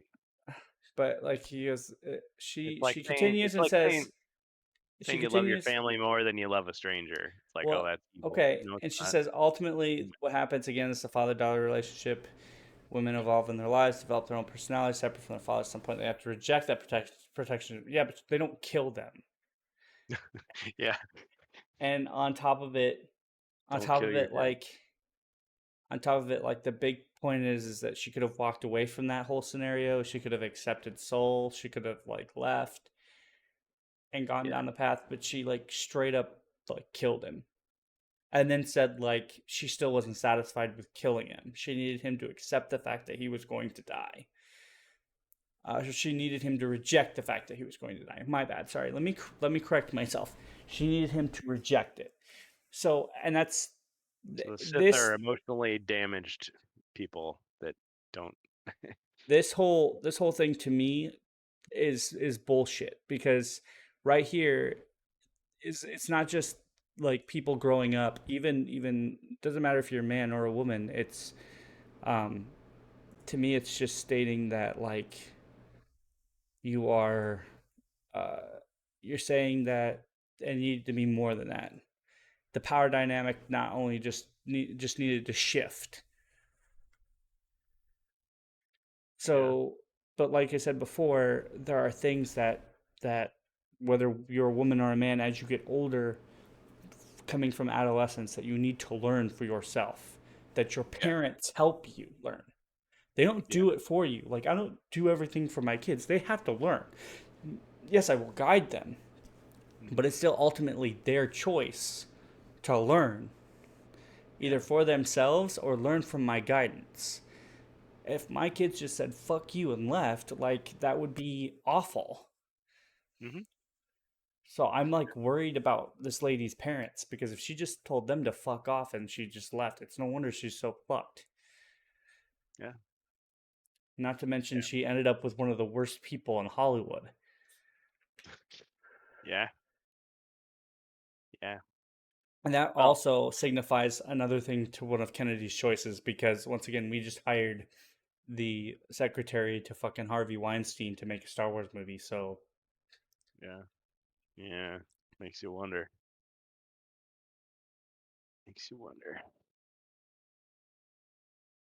So once again, it's not that. It's like, that's just my anger coming out. At the end of the day, the fact that this lady can't professionally make a movie, she just trauma dumps into her movies. Like I said, I haven't seen any of her other stuff, but like, and tries to steal the thunder of other people, saying, "Well, I was first." It's like, okay, fine. I'll write a Star Wars story where the first Force choke happens before that, and now I have the first one. It's like, now I have the high ground. It's like, what kind of a ego? Yeah. And not to mention the fact that this movie had a higher budget than Kenobi by almost double. Right. This series got $180 million for its budget. Kenobi, I think, had $80 million. Is that because of rewrites or just we don't? Nope. Well, a little bit. And Dave Filoni approved all this shit, by the way. Because, by the way, he was headed as the lore person. It was him and Pablo, who are who are the people who approve this shit. The savior of Star Wars. Bohemius has a comment. So, personality of this character are too volatile. It doesn't reflect real decisions. Like a real person with real feelings. I agree. And on top of that, according to this, not a lot of communication does actually take place in this series. Yeah. You were telling me about that. Like, people don't think, they don't ask questions. Everything's a misunderstanding. It's like, maybe that works in Shakespeare, but you got to be real careful with that, or it doesn't make any sense. And that's what I'm saying. Is like, if people just fucking like said stop and communicated, there would be no fucking show. Because like all the shit that she writes is based on the fact that people just act, they don't talk. Yeah. So you ever see the deleted scenes from movie Alien? Why don't you freeze him? Why don't you freeze him? deleted that. But it's like, oh, if they froze him, maybe the facehugger wouldn't have laid the egg, and like all this stuff wouldn't have happened. Yeah, but she definitely is sniffing her own farts right now. Definitely. Yeah. Like she is definitely huffing her own farts at the moment. So we did not need the Acolyte, did we? I don't know. Like I said, like I don't personally hate her. I'm just like angry because like she could have done something that was true and honest and artful and could have related to what she was as a person. And instead she just took all of her feelings and everything that she had towards I don't know, fraternal protectionism and feminism and family conflict and trauma dumping and all this shit, and she put literal like politics and shit and just shoved it into Star Wars. Just it's just ham-fisted. Like I said before, remember I think I talked to you about Lightyear, like the Lightyear movie, and how it was good. To me, it was good. It didn't get favorable reviews, but I stood for that movie. Said it was good, except for the few times when there was some diverse, like, talk in that movie, and it was just ham-fisted. Like, there was a character who was gay in that movie, and I didn't care. Like I said, I can relate to that in real life. There was a character in there that literally had to stand out and say they were. Like, it was when he was, like, Lightyear skipped in time, and he was talking, like, oh, yeah, I got married. Check out this person who I'm with. Don't you like the person I'm with? Like, do we really need to know? Like, it could have been shown in a picture frame or something. Like, we don't need the characters flashed in front of us. Like, it just felt like they were shown like an automobile. Like, they could have just held hands, or like you could have seen them walking down the hall, or they could have been talking to her, or hell, make the other character important somehow. So I already did this comparison, but I felt like watching some episodes of Pretty Little Liar against my will. I'm not familiar with that, Pretty Little Liar. What's that? I get the expression of what he's trying to say. Okay. It just... I'm not watching this, and I don't tell anybody that they should watch this show. In fact, I think Headland has tried to get people to say ignore the reviews and get your friends to watch it so that she can get headlined for a second season. Do not watch The Acolyte. If you're going to watch The Acolyte, watch clips of it on YouTube, pirate it, do whatever you want. I don't encourage pirating, but I would say don't watch The Acolyte. If you accidentally on purpose. See, but I can't say that because I've never watched anything of hers, Watercon. So, like, I don't know. I can't give you an honest opinion. Just like I can't say Outlaws is good or bad. I can just tell you what I think it would be. And I technically even haven't seen this show, but I've seen enough of it and heard from enough people that I can actually almost give you an honest opinion now. And that's you have to have some basis to make a decision about what you want to spend your time and money on. Like, yeah, I can't watch every movie and play every game and read every book.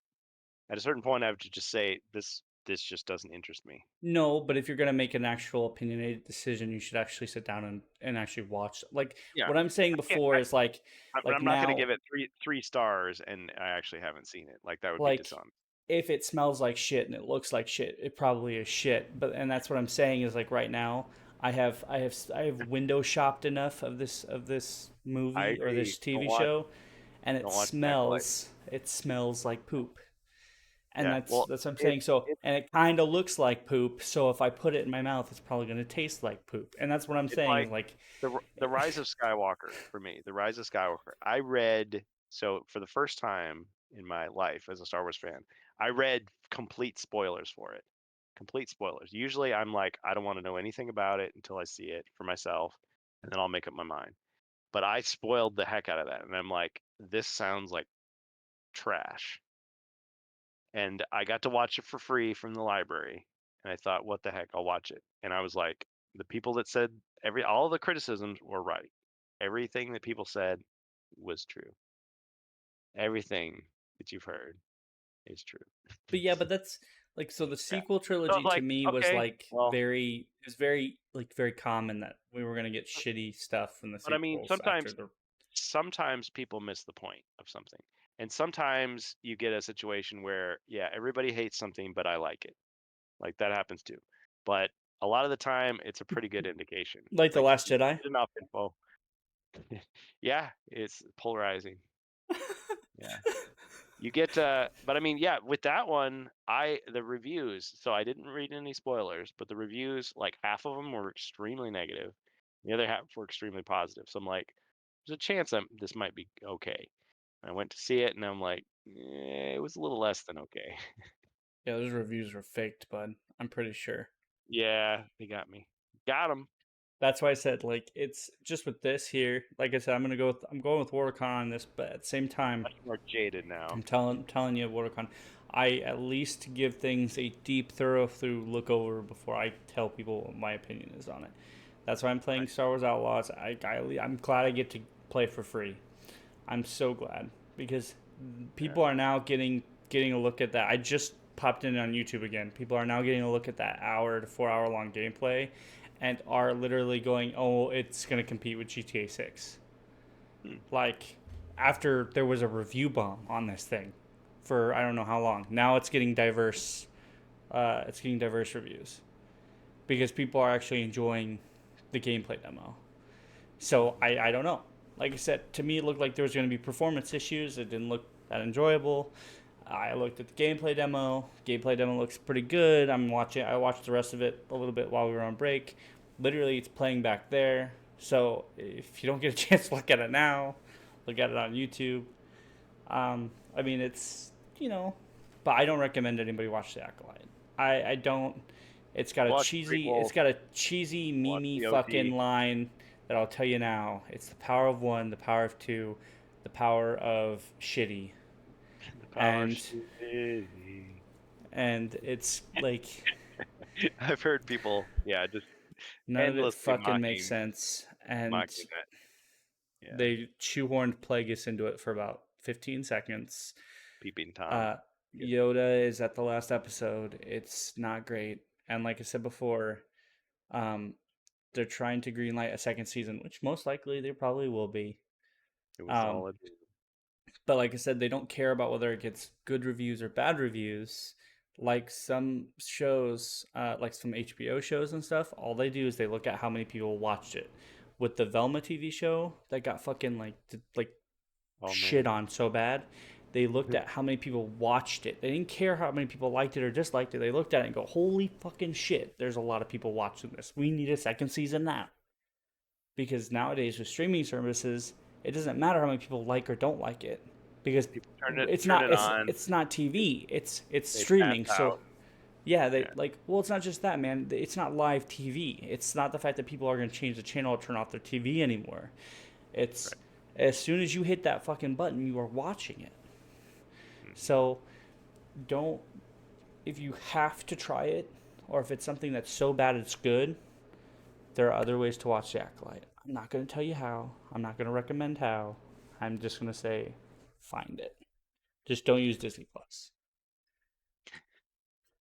Yeah. Well, and the thing is, I suppose there are ways that I could watch it for free, but there's other stuff I'd rather watch. Do not use my Disney Plus for that. Nope. I think you saw my Disney Plus. Do not use my Disney Plus for that. I'm not touching it, boss. Not touching it. No way.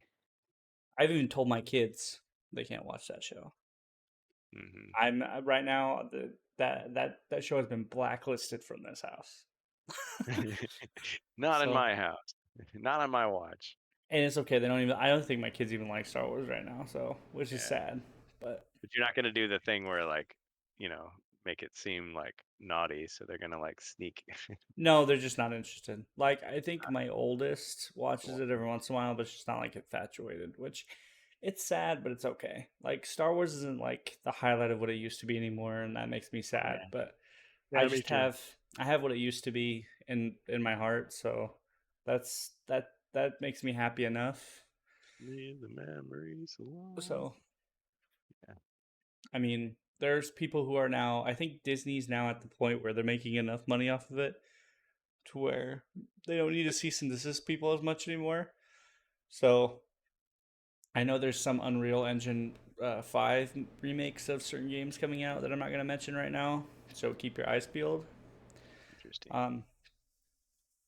I've been told there are a couple Unreal Engine movies.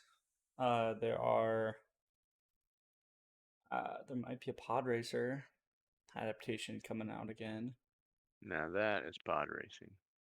So, I mean, like I said, you can keep it very vague and on the down low, but I think it's just the fact that Disney was on a high and they were going to try to make games and movies and TV shows, and now the shit's just getting shit on. They're just, like I said, they're aiming for what they can make money of, and we might go back to the way things were for a little while. Like I said, just I'm not saying be toxic, because there are toxic fans out there, but if it sucks, don't fucking watch it. Yeah, they're not the norm. I think people generally react to stuff either they're gonna hate it or just not watch it. Let the fucking influencers go to it and do it, and then just let it die, because that's at this point. Like last year and the year before, I was telling people like give it a chance and stuff, and like I said, I'm gonna give Outlaws a chance because it looks good. But I'm much more I don't have any interest in TV. I'm much more ready to give the games a chance than the TV shows.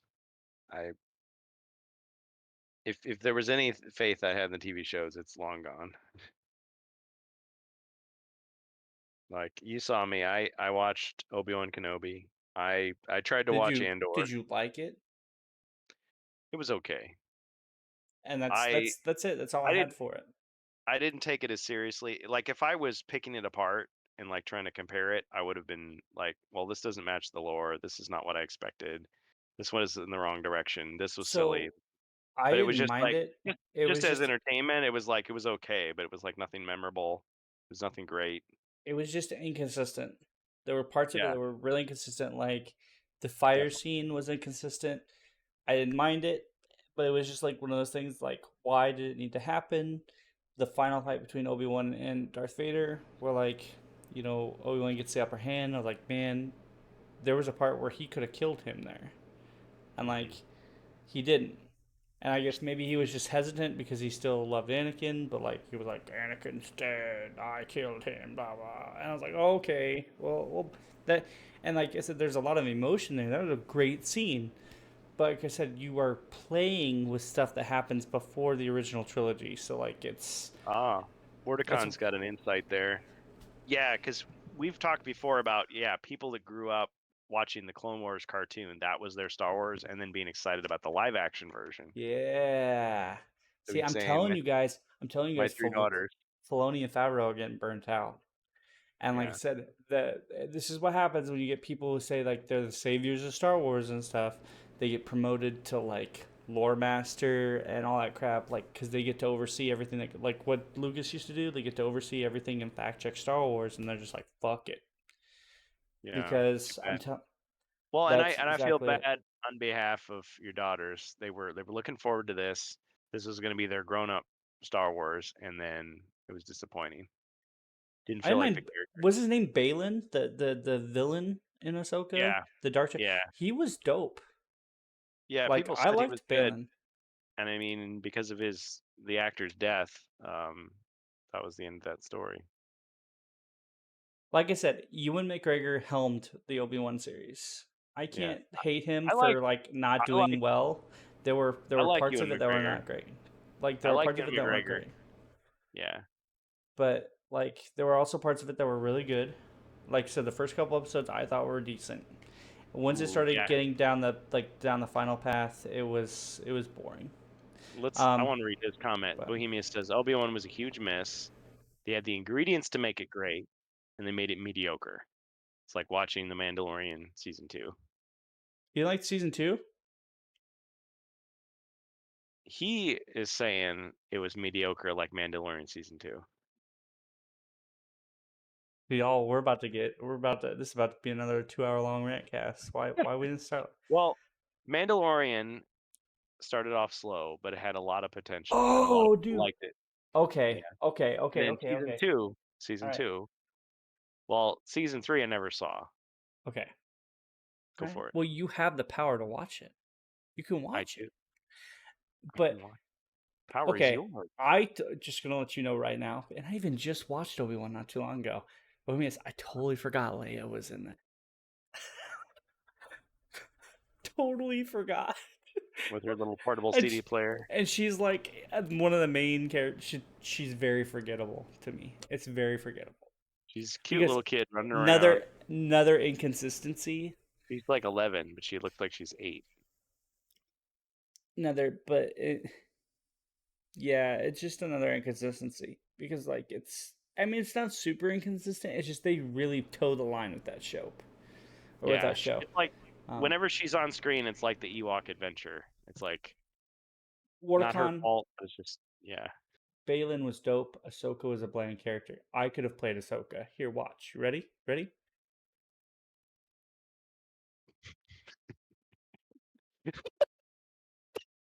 Wow. Special guest, everyone. Rosario Dawson as Ahsoka.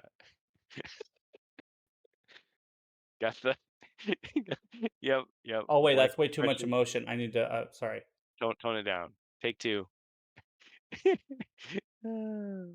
So I mean, She needs a new agent. like I said, I think she tried really hard in the Mandalorian series, but with her own, because I didn't mind her in the Mando. It was like As a when she did her own cameo. thing.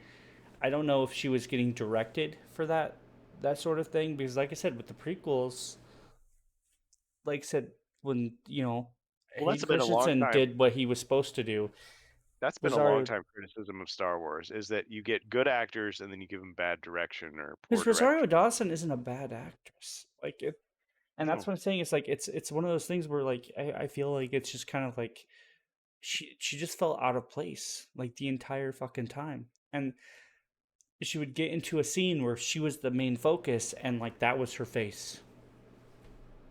Do you think it was because of the CGI, like she couldn't move or something? Like No, she had she to had be. painted. They did makeup for her and stuff. Oh, It okay. was like I don't know, like the only time I thought she was doing CGI was during like fight scenes or something.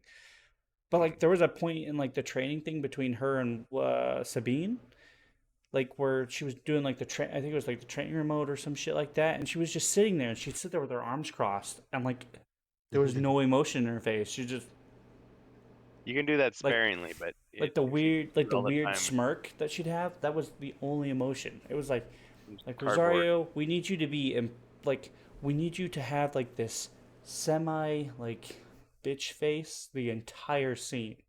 Like you're kind of impressed, but you're not impressed enough. Can you give us that face?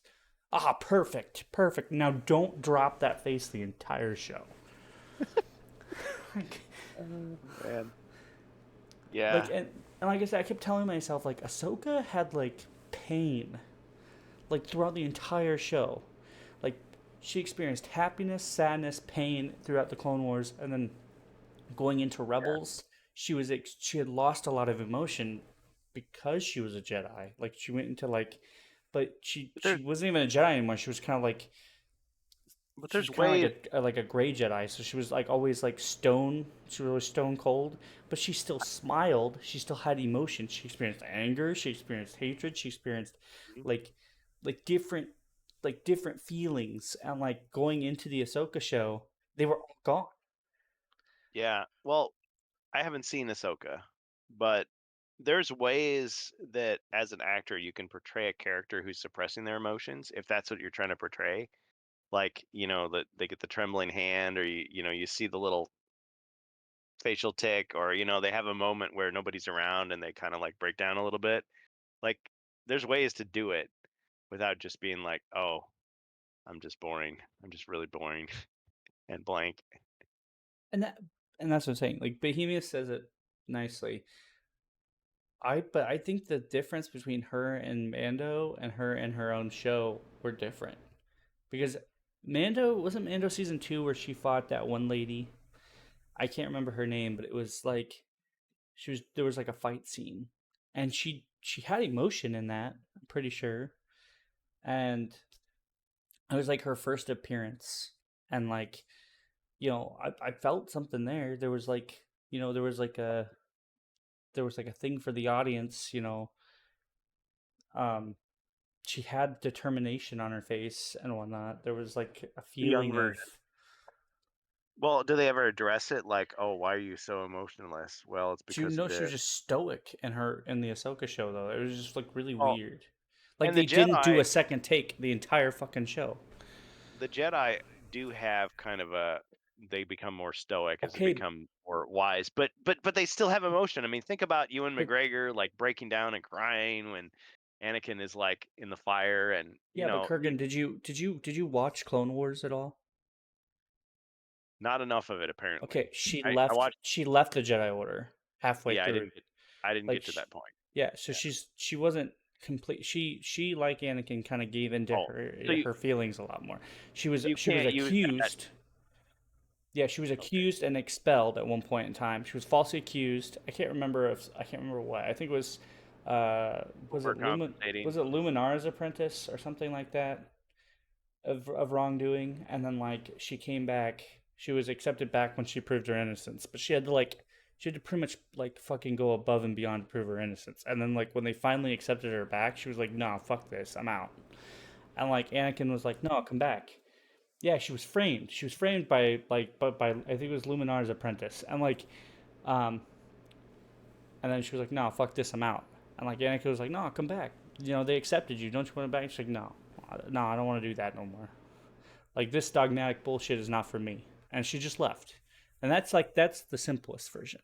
Like, and it kind of helps explain Anakin's backstory a little bit more because he felt like he failed because he didn't do enough. And so when she comes back as in Rebels as what was her code name? Bro, I'm like brain farting so hard. It's way too late. Snips? No. No. Snips was her name in Clone Wars. Yeah. Hold on. Sky guy.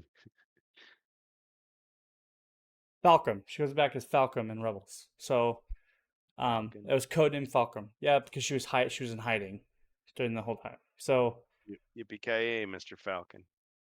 but like I liked her in Rebels because technically I think she should have died there. Because there was a scene where she fought Vader and then she like showed me that fucking scene. thing. Yeah, and it was awesome.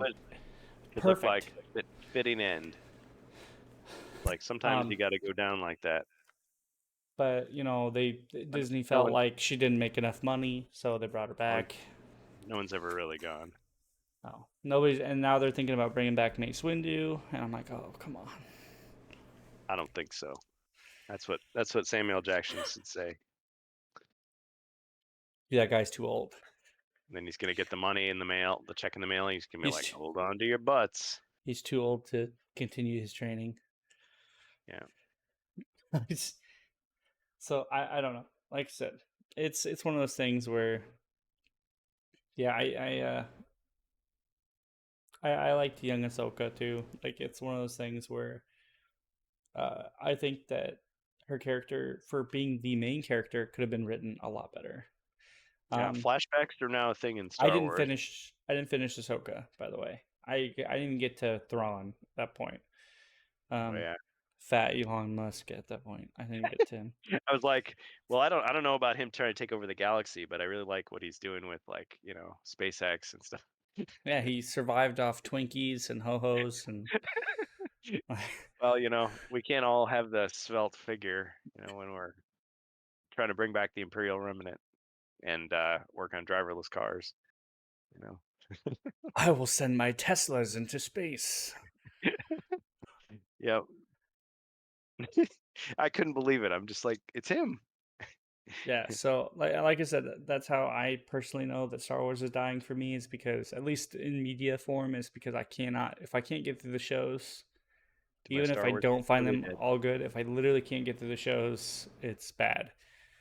Like I said, the last show I fully finished was, I at least got through season 3 of The Mandalorian, and I thought that was cheesy as shit. Like once we started getting into clones and like weird shit, yeah. But Yeah, 1 and 2 were enough for me. And like people thought Book of Boba Fett was bad, and like I didn't think Book of Boba Fett was bad, but I thought it was a little stale. But like it was okay, and those weird fucking like speeders were weird, but that didn't ruin the whole show. That's what I'm saying. Is like there are things that are weird, but like. Yeah. Like I said, what was it? Moist Critical was talking about how like he didn't think the Acolyte was like the worst thing, and I was like, dude, you got to be like smoking some serious like pull to be thinking that's not the worst thing in Star Wars right now. Like what is he? Is he talking about this holiday special? Like no, because he still thinks the Book of Boba Fett's the worst thing. I was like, dude, there's exposition in Book of Boba Fett. There's like an actual backstory in Book of Boba Fett. You can watch the first, I don't know, fucking 3 episodes and like I don't know, there's an actual thing, there's something to be done. There's something Star Wars in Book of Boba Fett. The Acolyte is like I don't know. It's garbage. It's like the McDonald's of Star Wars right now. Like I mean McDonald's has fallen on hard times. I mean, remember the dollar value menu? Yeah. Yeah. I don't even know what to say about it. It's just it's wacky. You drink the purple grimace shake, and then next second you're dead.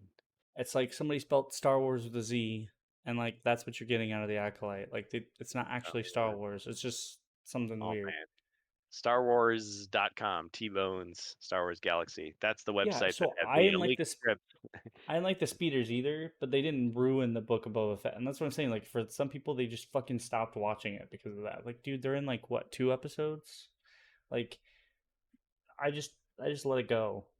Like there's certain things I can let go. Like it's a bad design choice, whatever. But like the Acolyte is the entire fucking show. It's the entire show. Mandalorian season 3 ruined the end of the season for me. Like the entire end of the season. Ahsoka got super fucking boring. Like he got to the point to where like he was like, I gotta find Ezra. I'm like, oh, Ezra's in here? Cool. When do we get to Ezra? Oh, the near end of the season of the show? Oh, fuck this. It's super boring. Like I'm literally falling asleep. Star Wars is supposed to be like exciting, excitement, adventure. Yeah, but and that's what I'm saying is like there's too much just standing around doing nothing, and like it just drives me nuts. Saves money for other shows that are better, but who wants to watch that? Like Obi-Wan had like I don't know, like I think the thing that kept me going with Obi-Wan was like I liked Obi-Wan Kenobi as a character, right? I like Ewan McGregor, so I guess I'm biased towards that. But like, when we got to like other scenes, I probably started to maybe go like I probably yawned or something. But like, once again, it's like one part of the show. There were other characters in the Obi-Wan show that I enjoyed, like that one lady. I tend to forget names because like they are kind of forgettable. But like that one lady who was like she was like a hidden Imperial agent, and like she went into the secret underwater training base, and she was like, "Fuck you, I'm a captain. Let me through here right now." And they were like, "Okay," and they just let her through, even though Imperial codes mean jack shit. So like, it's such a well hidden base. They don't need any kind of security. No one would ever. And then, like, wow, I don't know. It's like not just a one-off with the Death Star. Like, no, really arrogant. They had codes. Like that.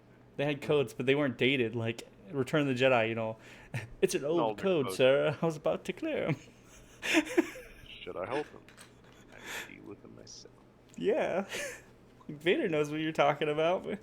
That code is too old. Plus, I smell something disturbing over there. It was their Pro Rebel bumper sticker. Gave them away. Indeed. I hate the speeders. They belong in Coruscant in design or on the Fifth Element. I couldn't resist saying multipass. Lilu Dallas multipass. Yeah. But yeah. Man, I wish I could memorize Chris Tucker's whole speech from that, where he's doing that thing. I used to be able to. Bruce Willis is just like, oh. Well. All night long, all night. That's all I can remember. Freeze those knees. something. It's a little nervous in the service. Oh. It's like all I can remember in that made me laugh so hard was like, here's your part. Just ham it up as much as you can. at least my day can't get any worse. And he like opens up the note and he goes, "You are fired." The first time I watched The Fifth Element, I was like, I don't like this movie. But I watched it so many more times and it grew on me more and more. Now I love it. See, and they didn't make a sequel for that movie. That movie is perfect just the way it is. Yep. Comic book come to life. Yep. That's all you need.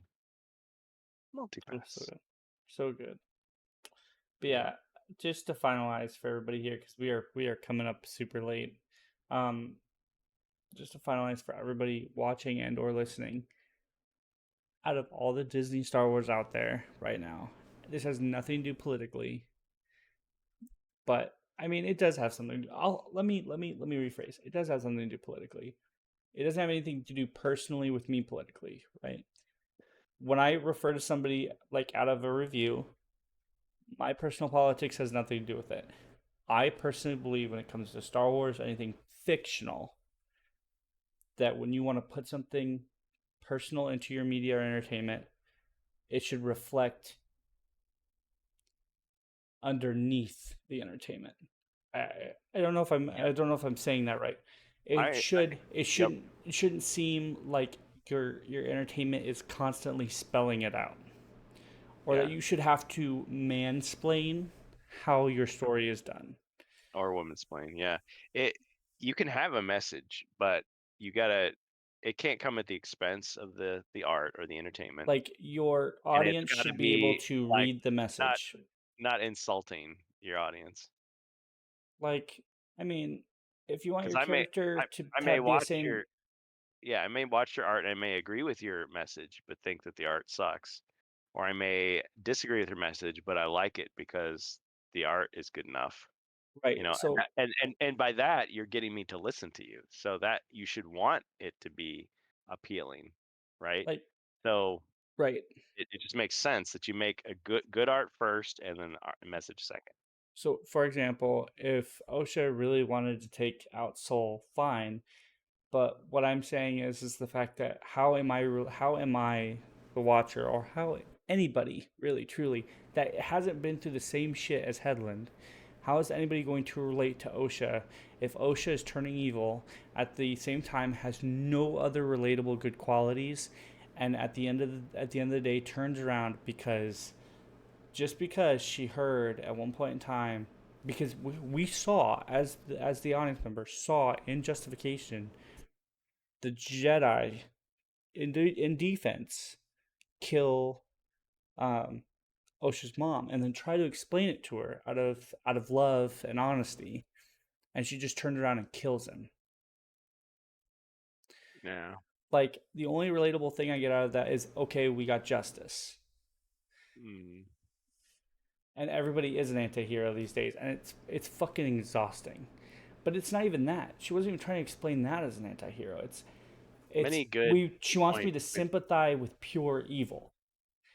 And I can't sympathize pure evil. You want me to enjoy the pure evil aspect? Fine. I mean, that's okay. I do that in KOTOR all the time. It's a role play. Get the Wookiee to kill the Twi'lek. That's okay, but whatever. But it's a one-off thing. You cannot get me to sympathize with that. No. I'm going to the dark side, and then all of a sudden, I'm supposed to sympathize with the fact that, the good guy killed your mom? Okay. Wordicon says it to my point. I think people go through those stages. You're raised on the stories of good versus evil. Then you get older and you're you want edgier stuff where it's anti-heroes. But then you kind of get tired of that because you just get deluged in that. And it's everything's gritty and dull and there's no redemption anywhere. And you're give me back those heroic stories. I want something uplifting. And I agree. I agree. And what I'm saying before with my example and what I said at the beginning is, like I said, a lot of the time people reflect what they experienced. Like I said, with the David Lynch era and stuff like that, we had people who grew up in times of war, or times of strife, and they reflected that a lot in their entertainment. It's how they did it, right? They didn't, like, for example, when we were like with the Greatest Generation, our baby boomer era, stuff like that, our movies reflected a time of peace and then a time of war, right? Yep. Or we had villages that had, times of strife, and you had your upper echelon area. It was all kind of behind the scenes, but it reflected to your main character. Yeah. But nothing reflected politically into your character onto the audience, because your character ended up saving the day. Yeah. Then we got into like my time, the 90s, stuff like that, when George Lucas was trying to project into the prequels a more political environment, because that's kind of what was going on during my time. I like I said, we've kind of gotten away from like the hero and like the villain nature, because I feel like most of the time, like people in my time have grown up. The people a little bit ahead of me are starting to grow up, and that's what they're just doing. They're projecting what's going on today, which they're not experiencing war or depression. I mean, that stuff is kind of going on, but it's not prevalent. What's going on in our real life media is who's switching what, like what gender, what's going on in our politics today. We're fighting for our right to choose, stuff like that. And like, I'm not saying any of that's bad, mind you, at all. What I'm saying is, like, we reflect in our entertainment sometimes what we experience in our real life, whether it be on the news, whether it be in our personal lives, whatever. That's not wrong. It's how we choose to reflect it, or how we choose to storytell it. And what I'm saying is Headland is not a good storyteller.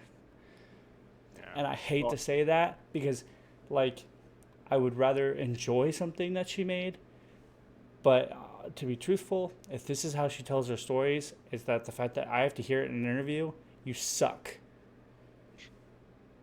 Well, and when it comes to discussing like big ideas in your fictional story, like Bohemius was saying, it shouldn't be propaganda. It's, you create this internal world with its own internal stuff. If you want to reflect it to real life, you got to be really careful how you do it. I think it's wiser to go with like timeless stuff that's universal, rather than, this very specific, very, targeted thing, because then that dates the work, I mean, that's what happened with our other stuff, man. Like I said, the battle of good versus evil is, like I said, I'm not disagreeing with you on it. I would rather have the classic good versus evil stuff, because like those are stories that were told to me as a kid, right? You can make it interesting. It doesn't have to be boring. It doesn't have to be contrived. Right, but at the same time, like I said before, there's a competitive market out there for certain things. Yeah. And it's how you tell your story. I've seen modern movies tell a good story with our current political climate. It doesn't always have to be political either. And I've seen people who have put modern day whatever in their movies and it not seem like they are projecting it onto the audience. Yeah. What she does is it's projecting onto the audience, and it's not even projecting, because like a lot of times you have to look for it. Like I said, this scene here that I told you guys, this scene here, I misunderstood everything she just told about it, because I saw it from Soul's perspective. He loved her as a daughter, so he was willing to give everything to her, which she told from that perspective. However, she wants you to experience it from Osha's perspective. How can I do that if I'm not relating to Osha?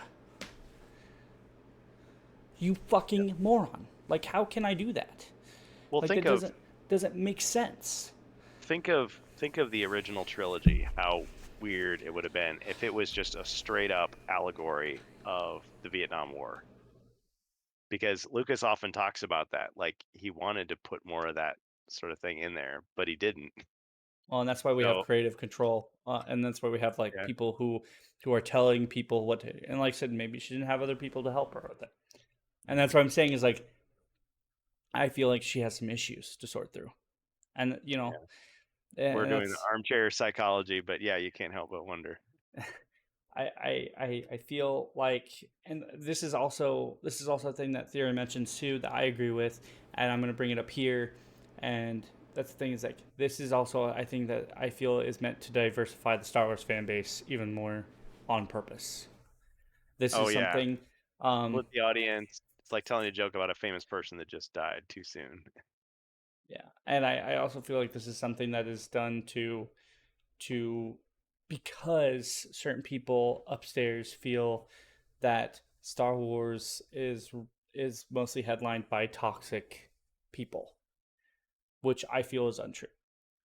Yep, it's unfair. So it's one of those things that, like, Kathleen Kennedy, Leslie Headland, people are doubling down on. They're not looking at it and going, "Oh well, I have my beliefs," but instead of like tweaking things or improving on myself, I'm just doubling down. I'm just going to start making these interviews and I'm doubling down. And Yeah. because Well, Kennedy's the head, you yeah. know, we compare have the arrogance, the hubris of Lucasfilm to like Avalon Hill. I know, maybe it's apples and oranges, but on the one hand, you get people that genuinely love the product they're working on, and they're trying to reach the audience. They're trying to connect with the fans. They're trying to give them what they want. Versus, you know, if you do whatever you want randomly, random thing, and if you get criticism, then it must be the fans' fault, as opposed to looking at yourself and going, maybe I made a mistake. Maybe I need to change something if I want to continue to, cultivate an audience. And at the same time, with that, Avalon Hill works as a team to get something done based off their own criticisms and the fans. Something like Lucasfilm today, run by Disney, I think there's a group of people working on this film. They're under one direction. A lot of this is under one direction. There might be concept art. There might be art for the worlds. There's a lot of people who worked hard on this show. Like I said, but there is one person describing their vision, as opposed to many with how HeroQuest is done. I think that when Lucasfilm was under Lucas, the whole reason he made it was because he didn't have to answer to anybody else. He wanted to have that freedom and control, and that's why he made it for himself. Was because when you make he even says this, when you make a movie, you don't ask the cleaning ladies how to run your studio. You don't ask the cleaning staff how to run your movie, and that's how it should be made. Is you should be making your movie how you want it to be made. Yep. And unfortunately, sometimes you get stuff like this, and sometimes you'll get bangers. But I feel like at the same time, if you guys work as a team and you make a good product, you should also look at the audience feedback as well as the feedback for something that you make in a storyline. So I both agree with Lucas and disagree with him, because on the one hand, yes, as an artist, you should be able to you could spend all your money, make the thing that you want to make. Everyone hates it, it fails, but you were true to your art and your vision. But it was his vision. On the other hand, Disney, it wasn't his vision with Disney though. And that's the difference here. At a certain point, enough time goes by, enough things change hands. Now you have a responsibility to this cultural phenomenon that's been created. Now you have a little bit, not 100%, but a little bit of an obligation to the people that are there who have kept it going for you when it changes hands. So you can't just say, I'm just going to like rip this apart and burn it down and start over. Like, you can't just do that and not expect to suffer the consequences for it, for basically betraying that legacy. So like Lucas would make decisions, people go, I don't really like what he did there, but you could still say, yeah, but he has more of a right than they do, even if legally they can do anything they want. Indeed. Star Wars toilet paper, that's all it is now. Wipe your ass with it, folks. Yep. Anyway, Disney's already done that, so now it's used. It's gross. Gotta flush it. I have got to get to bed, but we've got to call it. But anyway, going long. It was a good talk, though. Yeah. Anyway, Thanks we will everybody. be starting next Tuesday. New Rantcast schedule will be next Tuesday at 9 o'clock, same time, same Rantcast, just different day. Yep. One more Should be Thursday. We're perfect. moving to Tuesdays. Yep. Moving to Tuesdays. Now tell me, are we going to do every other Tuesday, or are we going to try to do every Tuesday? I'm going to attempt to do every Tuesday because I think my wife is taking the kids over to a church function or something. So I think I'll have the nights, but Okay. we'll see. We'll see where it lands. Yeah, we'll see how it goes, but we'll try to keep you all updated on that. Update the Yeah, schedule. just through the Discord. So yeah, and that way it'll be good. I might try to do the Bus of Discord yep, and HeroQuest Fans Discord. maintain a steady schedule. I've been trying. If I'm not home on that Tuesday, I'll try to do it by phone. Cool. Yeah. Yeah, because I can host. Of course, you've got some fancy stuff. Not as fancy anymore. I think this might be fancy. Might be doing an upgrade soon. Upgrades. Getting a actual mixer and maybe a compressor and stuff. So my audio will sound better. You're gonna have like one of those DJ turntables with the lights. No, I don't need a turntable. I have a big enough office now I can do it. And then I'm gonna turn that into a driving setup. I'm gonna get the 3 monitors over there. Oh man, I wish I and had a shifter. Cool setup like that. Yeah, you can drive the bus. You're riding the bus. You got to have that thing where you pull it and like the hydraulics, like, and it opens the door. And you just walk in. I'm not building a whole bus. No. I don't own this place yet. So yep, get a bus, put it in the backyard, paint it, deck it out, put your equipment in there so you can just like actually be in there. That's like an AVGN thing. Like duct tape the I'll hire the whole crew for that. Yep. Just to build that and get it all set up. It's like, you think this is green screen? Wrong. Wrong. It's real. But yes, anyway. All right.